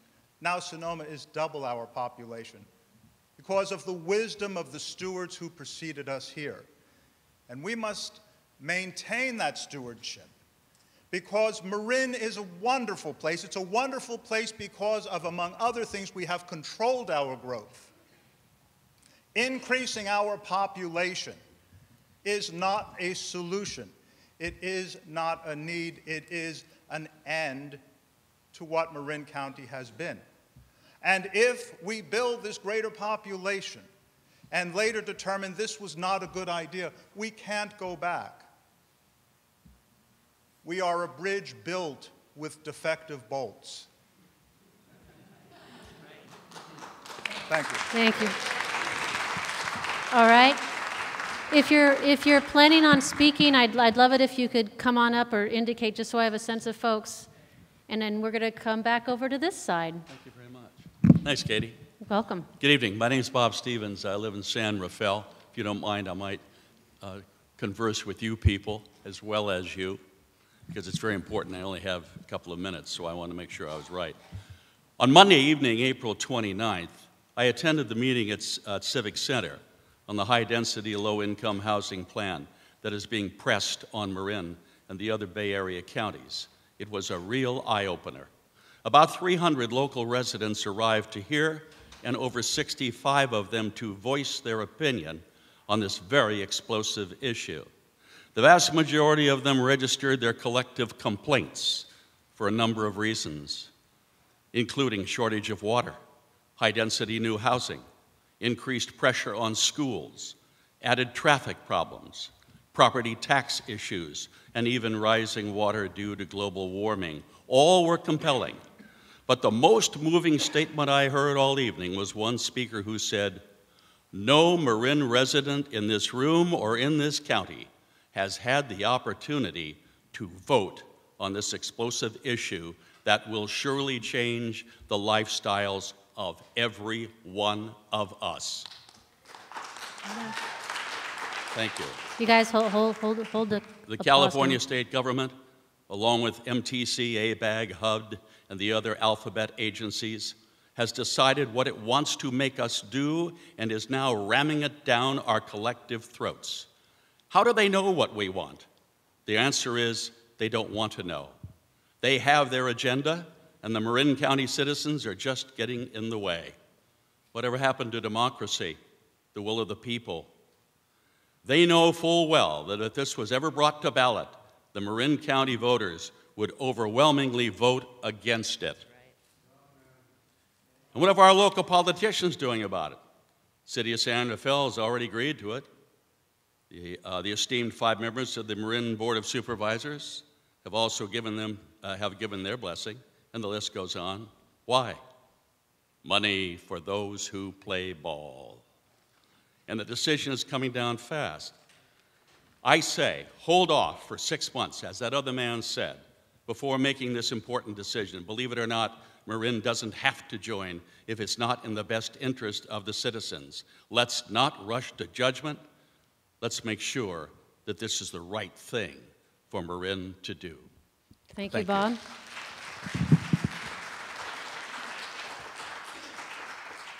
Ma'am?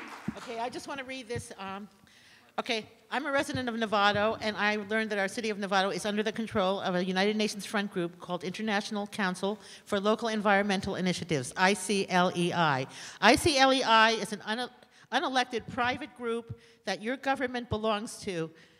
It operates secretly and makes decisions without our permission. Our permission is no longer needed since the day our city and a few other cities of Marin, such as Fairfax, Tiburon, Larkspur, and Mill Valley, to name a few. Let's see.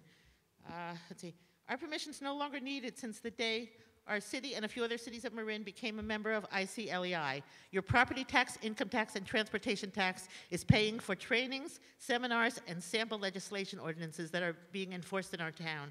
Nevada's one of 500 U.S. cities that's been infiltrated by this group. Every one of these cities is paying dues to the totalitarian UN front group. So not only are your federal tax dollars going to the UN, but now your local dollars as well. This is all part of the UN's Agenda 21 plan, their agenda for the 21st century, a plan for global governance. The organization known as One Bay Area and their plan known as Plan Bay Area is UN Agenda 21. It's being used to regionalize the San Francisco Bay Area and erase the city, county, and ultimately the state boundaries. Your transportation tax dollars will be directed to favored developers of stack and pack housing. You're losing your ability to direct your elected officials through this plan to destroy local representation. This is happening across the U.S. In exchange for the dues, ICLEI brings in activist team to start issuing new rules for you and I to follow. In Oakland, ICLEI officials passed regulations forcing many homeowners to replace their windows, roofs, and appliances, costing each homeowner an average of $35,000. ICLEI works to make it difficult to own or operate your own car, using policies that eliminate building new roads and placing higher taxes on gasoline, issuing parking fees, and in some communities, home building policies ban the building of garages and are now even banning fireplaces and outdoor grills. Just a few examples of what happens once your local officials sign a contract with them. In addition to the 500 already infiltrated cities, the UN through the ICLEI plans to infiltrate 1,000 more US cities in the next few years. However, we can do something about it. For example, You need to wrap up, ma'am.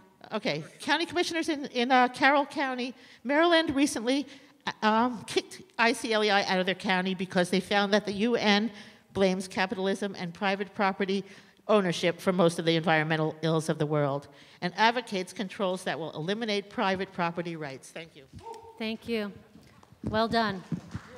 All right, over here. That's a tough act to follow. Sir? My name is Dave Corey, and actually, could I ask you a favor, Kate? I guess. Well, it depends on what it is. I could say no. I know you could, as could I. All right. My question, it says Chantal on the top. Do you think you can find it for me? I can have. You know what? We got so many questions. Are you Okay. trying? Yeah, all right, you're I'll gonna try to have remember go, it, go from because memory. I have a question at the end. It's nice that Nona's going to be following me, because I think she can confirm that the other day she indicated there's basically 2% of the land in Marin that's available for development. And as often as there's a declaration that you cannot upzone to meet housing needs, it's a start. Land is rationed in Marin, and the free market cannot meet the needs of the people here. It does need subsidy, but housing needs land. Needs land in good spaces.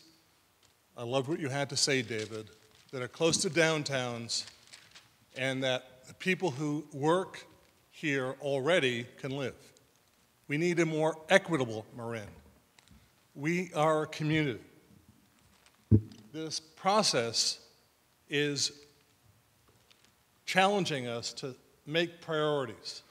Is it the 84% of land that's already set aside, or is it the people who need education, access to communities? Portrait of Marin lays out a decimating, that's not the right word, a bad picture of the differences in access to resources of people of color, people of lower income versus the rich. Here's a fact: more water is used by rich people than poor. So if you're going to go after water use, let's get rid of the rich people. All right, Dave, 30 seconds. Pardon? 30 seconds. You have pauses in your talking. Go. Okay, Katie. The only issue that I have beyond this is I want to quote Mr. Rogers. Won't you be my neighbor? He was talking about neighborhood. We've never said, won't you be our neighbor? We've said, stay away. You have to earn your way here. You have to pay the price. Let's open the bridges a little bit.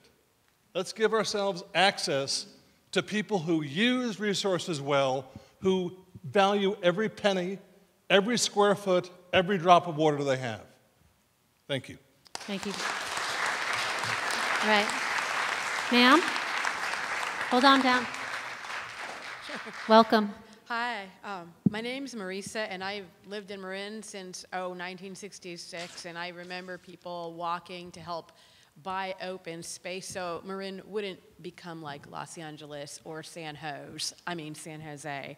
And nature needs land. And I've heard the word wildlife corridor. I have to read this 1,300-page plan. I thought it might be here, but I did pick up a pamphlet of a couple of pages.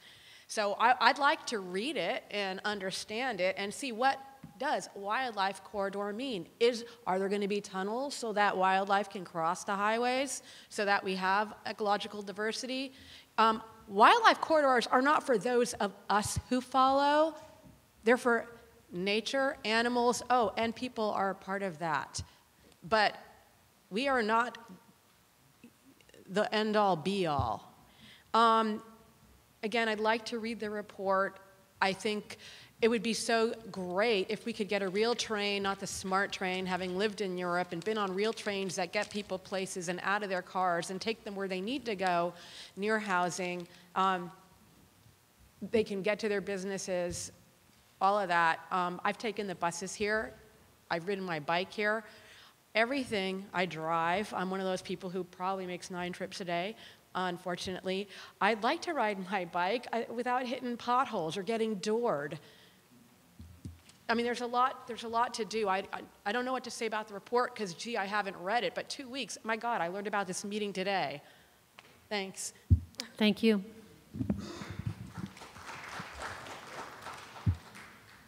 We'll come over on this side. Ready?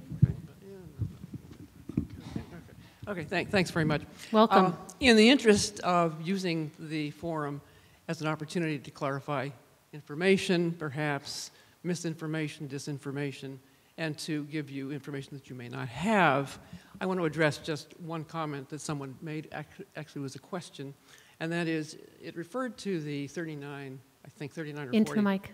39 or 40 significant unavoidable impacts that were identified in the EIR.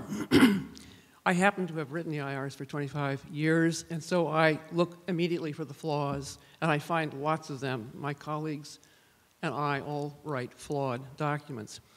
The flaw in this particular EIR is that the reason there are these significant unavoidable impacts, and they cover virtually every topic, is because ABAG and MTC have no authority to mitigate. There are 2 reasons why they're significant and unavoidable in this EIR, and that is one of them. They have not the authority to impose mitigation measures. That rests with a local authority, which is one way of reassuring you that locals have control, although it may leave you to wonder, why are these such significant unavoidable impacts? They have another reason for calling them significant and unavoidable, and that is because they don't know whether the mitigations that they list are really going to be effective. That one poses a real problem for me. I compare this with the countywide plan, EIR, in which there were, in 2007, 43 listed significant unavoidable impacts. That means that, in CEQA terms, you can mitigate all you want, but you cannot get away from the fact that there will be a significant residual impact. In the case of the EIR on the countywide plan, the impacts were invariably cumulative. That is to say that over the period, the life of the plan, the impacts on traffic, and there were about 23 that were traffic related, Tiburon Boulevard, Sir Francis Drake, and so forth. So the EIR on the countywide plan was really honest in demonstrating that over the long term, with growth, over a period of the life of the plan, there would be some significant impacts. Some of those have been resolved. The gap closure did a few and so forth. So the point is, another point, which is that if you make comments, I suggest that you try to focus your comments. It's a 1,300 document, 1,300 page. You don't have to read every page. You pick and choose and so forth. Look for the conclusions under every topic. But if you want your comments to be responded to, then put them in the context of the EIR, because CEQA requires that the lead agency respond to comments. If you comment just on the plan, you may not get it's unlikely that you'll get a direct response. Focus on the EIR if you can. Go to the summary of it, go to the summary of impacts and so forth, and do your comments. And there are going to be issues. There are going to be cumulative issues and so forth. So do what you can to comment in a way that will actually be listened to and responded to. Thanks. Thank you for the clarification. All right, welcome. Thank you. Thank you for bringing that up. That's exactly what we all need to do. And I'm going to start with what I really should end with, which is I urge all of you to read the One Bay Area Plan. It's online. And to read the summary of this report, the Environmental Impact Report, because the consequences to us are grave. I mean, and it's significant. We don't fit in the One Bay Area Plan. Marin County has been building and living according to plan for many, many years, and that's why we are the wonderful county that we are. We have lived within our water resources, and that's my concern, is this plan doesn't address Marin. there's too many questions, too many concerns that are not addressed by this plan. I'm in unincorporated Marin. I think this is where the major fallout's going to happen, and the residents that have been living in planned communities like Lucas Valley and Marinwood are going to be given a planned development area that doesn't fit at all with that.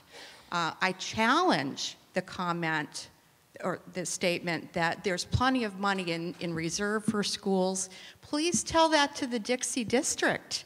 Do you know that any child going to the Dixie schools, which are already overcrowded and people have to bus their children or drive their children to not the neighborhood school, they have to pay $500 per child in order to keep art there, in order to, you know, the valley there, that whole area is constantly giving more money by taxes out of their property taxes towards the schools because the schools are not funded well. The music's going to be dropped out, the arts dropped out, sports dropped out, all that's going to happen, and then the school is no longer such a great school. One of the reasons why the planned development area would be nice for Marinwood there is because the school is great. Santa Venetia has already given, and so they're saying, well, yeah, our schools would be better over there in that Dixie District. The Dixie District can't sustain this development there because there's no money there from the development going towards the school. So that's a major issue for a lot of the homeowners there because property values are related to the Dixie District School and the excellence. My daughter went to Dixie. I believe in public school. We lived in Sausalito for many years. I'm a 35-year resident of Marin. Sausalito, none of the neighbors of our neighborhood went to the public school. They all either lied and said they lived in Mill Valley or they went to private school. You'll need to wrap up, ma'am. Because of Marin City's impact on that school. So here we go again. There's, oh, by the way, you could call me a senior and I already can't ride a bike. I wish I could.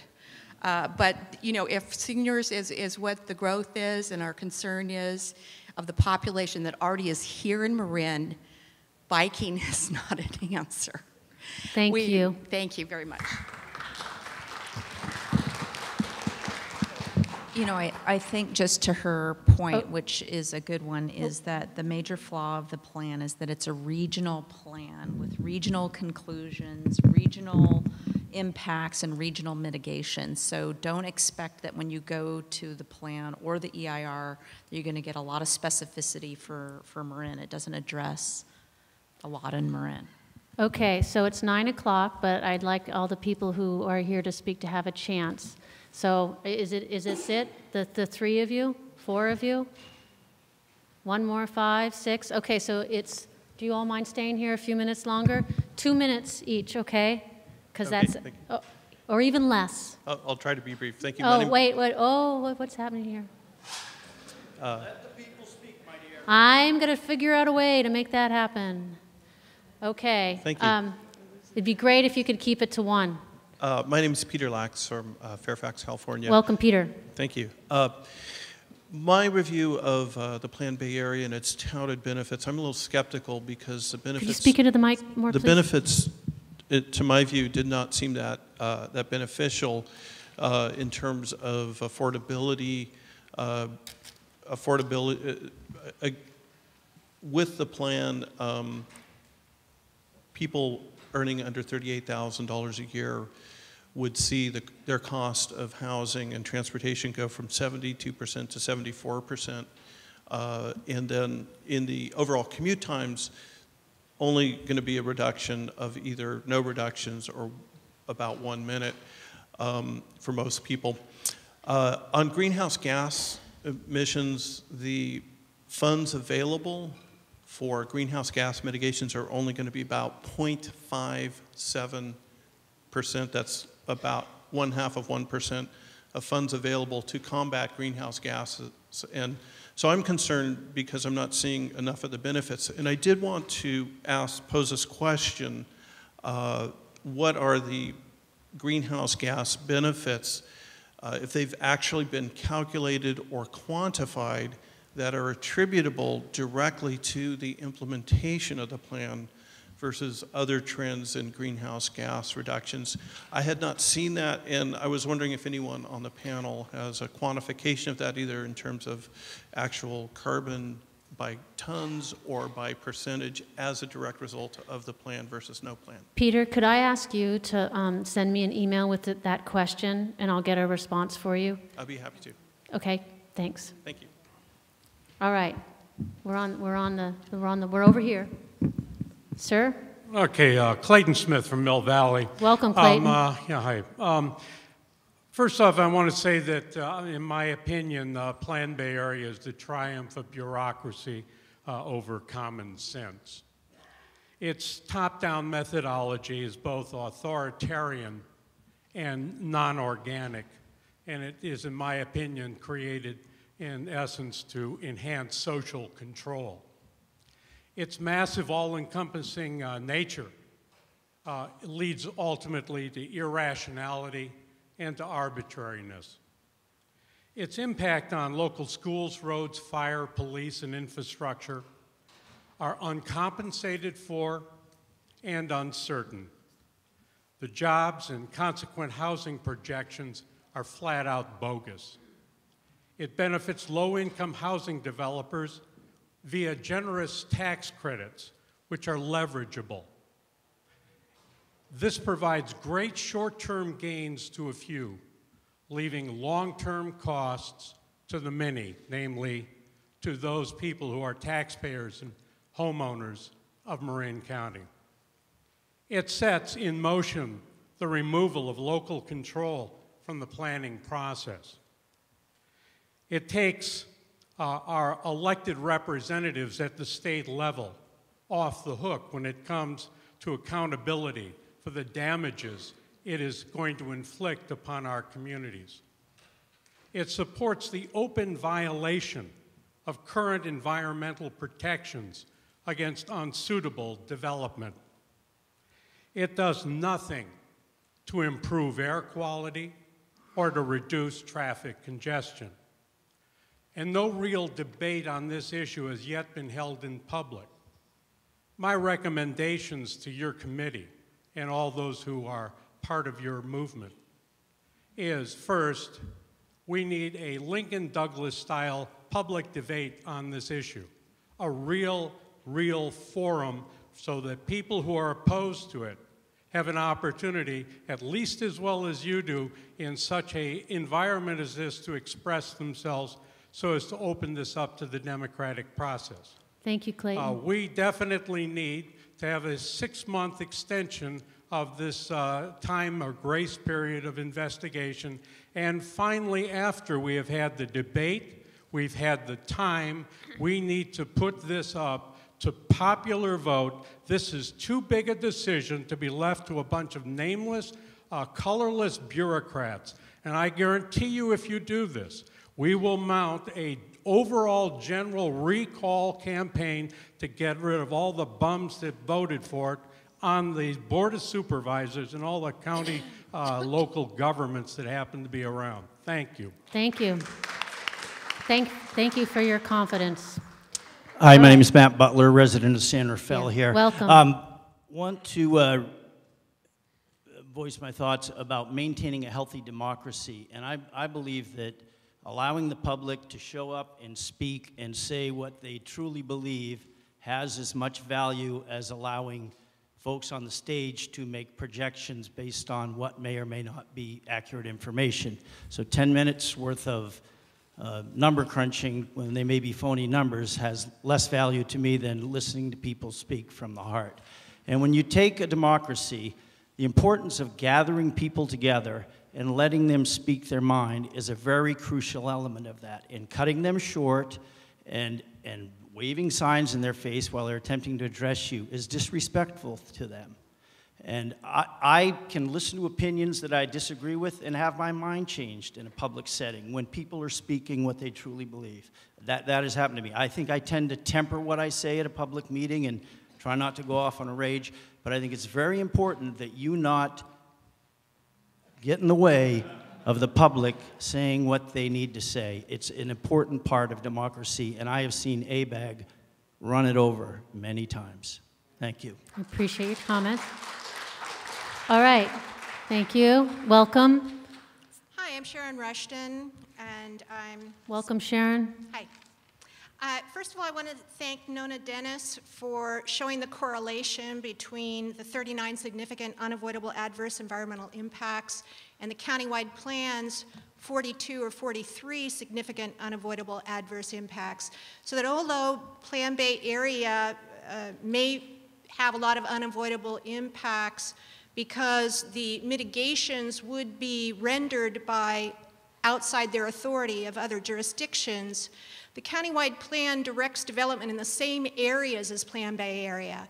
And the countywide plan's EIR did do a thorough evaluation of the impacts, and therefore they still are serious when development in the same areas will result in somewhere between 39 Plan Bay area or 42 to 43, as stated in the countywide plan, of significant unavoidable adverse environmental impacts.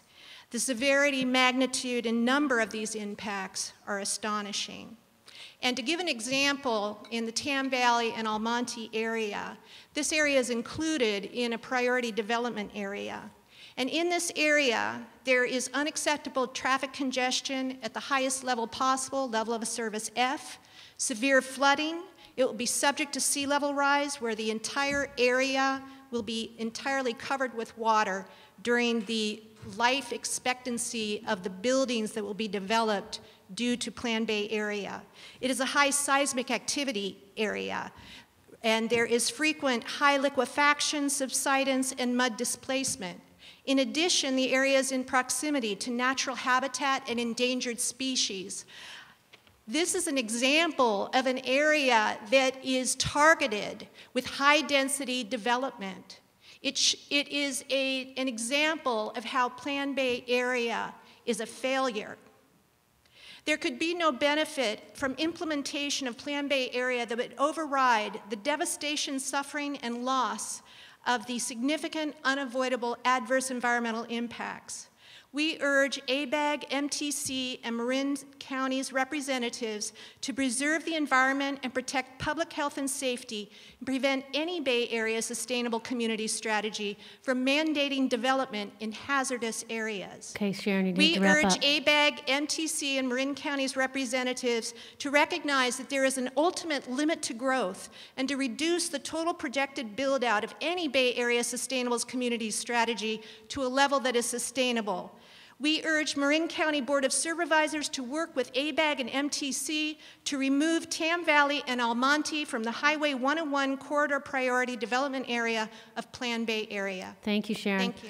Okay, so everyone, I want to remind, there's only a few more speakers. I hope you'll keep it short. Everyone here is a volunteer doing it on their own time. This isn't a public hearing. This was an event put on by these organizations. So I want to be sensitive to the time that folks have given, and also to the tech staff here. Thank you. So if you can keep your remarks as brief as possible, I would appreciate it. Kiki, you want to go? Kiki Laporta. I live in Fairfax, and I'm with Sustainable Marin and Sustainable San Rafael, one of the organizers for tonight's event, which was strictly intended to be an opportunity to get real information and give us all in the democratic process an opportunity to form opinions based on fact rather than rhetoric or dogma.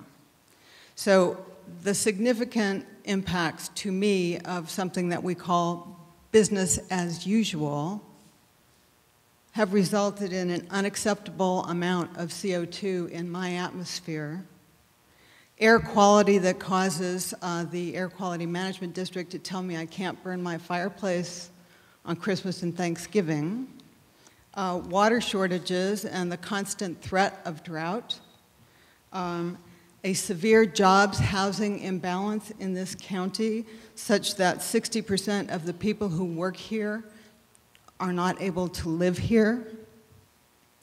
And I believe that those significant impacts on my quality of life and yours are a result of, not a result of planning, but a result of not planning.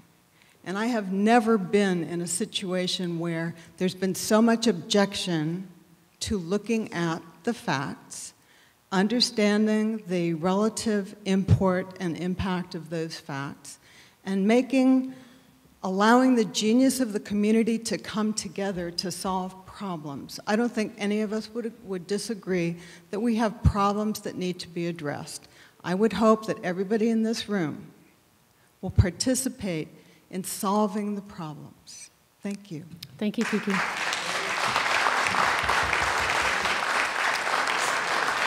Sir, you're up. Okay. Hello, my name is Kevin Moore. I'm from San Rafael. Welcome, Kevin. And I also would like to urge you a 6-month extension to read the EIR reports and people to get their comments in. One thing, I really appreciate the information that you presented here. One thing that I think really stood out was, one minute you're telling us it's all under local control, don't worry about it, and then a few minutes later here, this is a mandate that's coming down. And you really need to make like a FAQ or a sheet saying, what is under local control and what is a mandate? So we really know what is what, because we're kind of hearing this flip-flop back on different things. One of the things I would really like to see is better assessment in the PDAs and other areas we approve. The Plan Bay area does not require an assessment of the impact on local resources, school classrooms, sewer pipelines, not just the treatment plants, but the pipelines. Because if you put too high a concentration of buildings in one area, and you have a sewer line that's this big, and you need one that's this big, well, the first time it rains, you're going to be blowing manhole covers all over the place and have sewer spills all over. So you also have to look at the delivery of electricity. How's it goes from MEA to the buildings? If you put too many, housing in one area, you're going to have to look at expanding the grid. It's just like plugging in too many plugs into one outlet, These things need to be assessed before we say we're willing to put in 600 units into this area. I think that's just more planning, smart planning, okay? The last thing is, it is legal to demand developer fees when a development goes in, that the developer has to pay fees to expand schools. It's part of Prop 13, and I think we should make sure that we don't shortchange ourselves for that. Because if we add 600 units, and assuming one child per unit, that's 600 children, 30 children per classroom, we're gonna have to add 20 classrooms to that area. Now, if most of those kids are gonna be going to one school, we're gonna have to look, do we have the land to add all those classrooms? And planning is— You have to wrap up, sir. Put in portables or start building vertically to meet the demand. Thank you. Thank you.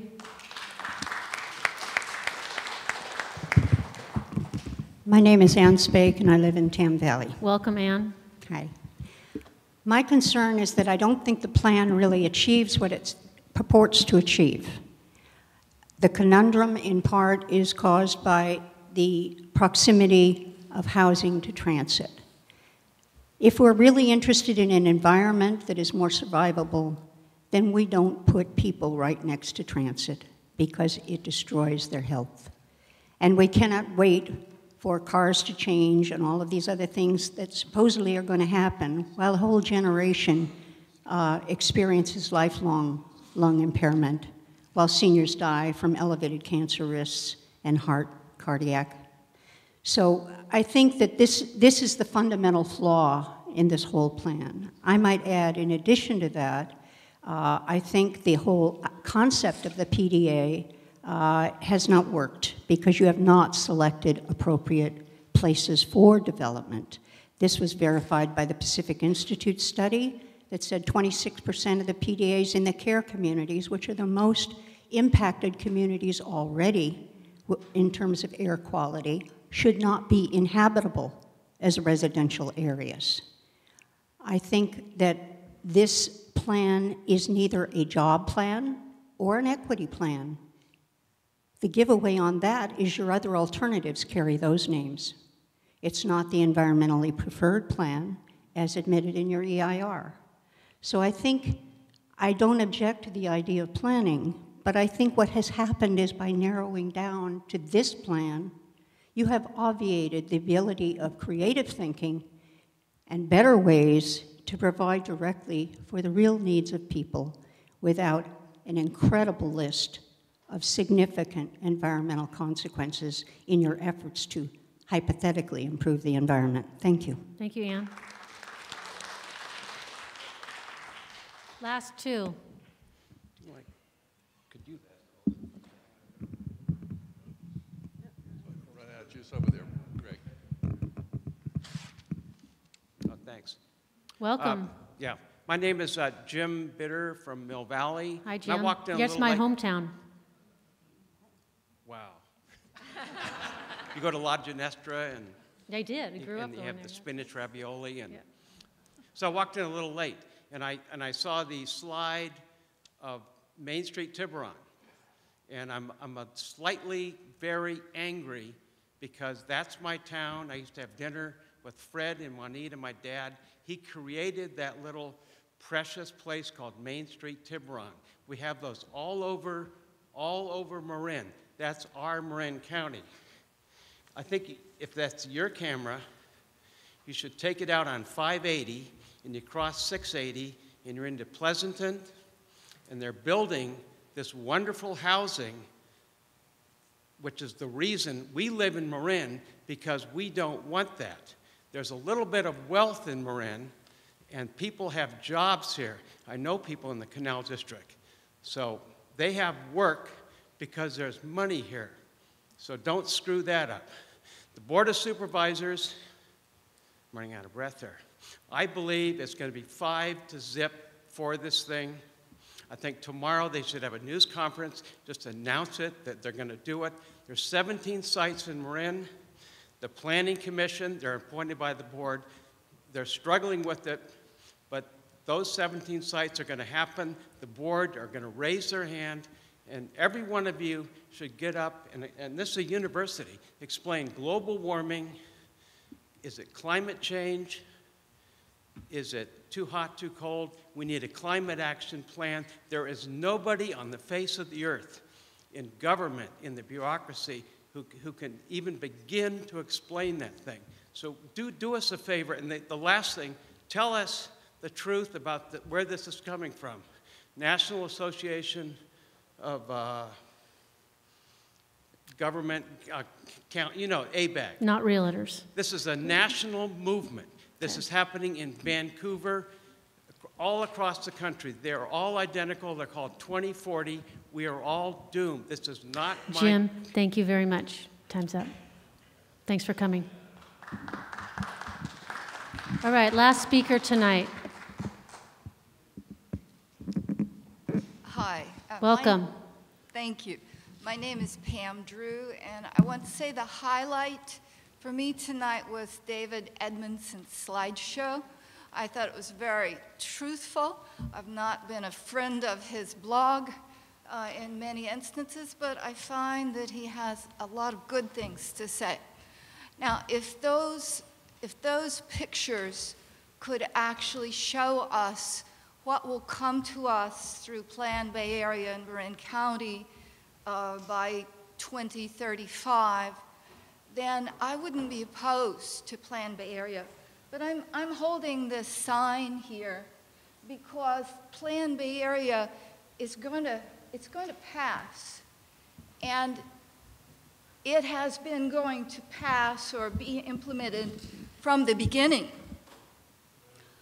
And what we have at this point is to be getting our statements in for the EIR so that the legal challenges can occur afterwards, and so that those public servants like Steve Kinsey and maybe San Rafael Heller and maybe Bob Brown and who else? Maybe Greg Brockbank will get the credit that they deserve for having stood behind this plan and having shepherded it on through all the way.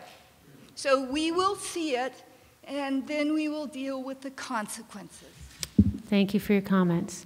All right, everyone. It was really a pleasure to be here with you all tonight. And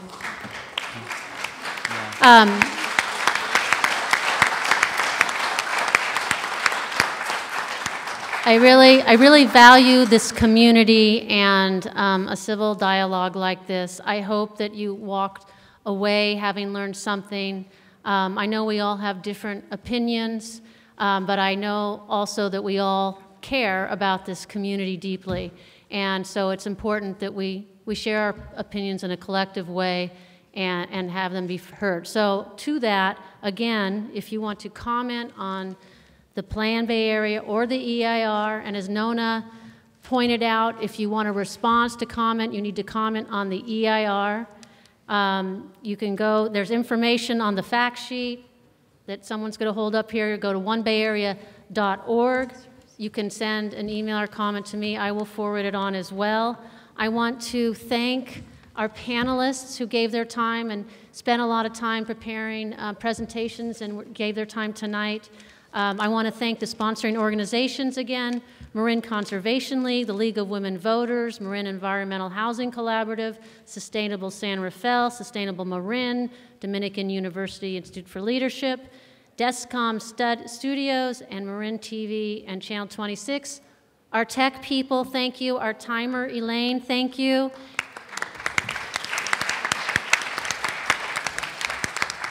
And then specifically Greg Brockbank, Kiki Laporta, Marge Macris, Bob Spofford, Bill Carney, Nona Dennis, Billy Paget, or Betty Paget, and Elaine again. Thanks for your individual time and efforts in putting this together. Thank you everyone for coming. Have a nice rest of your week.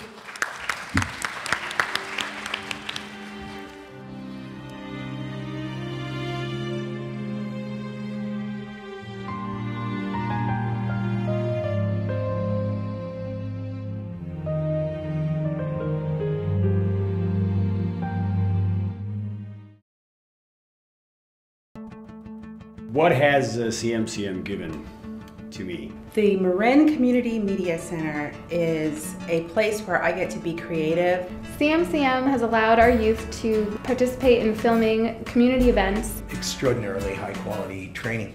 You get to meet all kinds of people. I'm more engaged in the community. It really fulfills me. It's a very, very supportive environment. Community media is about us. Community media is about you. Where it's our voice. We are the voice of the people. Without community media, where's the local voice? Where's the local diversity? If we want to see this happening and continuing as such a great service, we need to support it. Support your local media center because you'll be a better citizen if you do. Support your local media center because your ideas matter. Because it's important for our youth. Because it's vital. Because it's invaluable.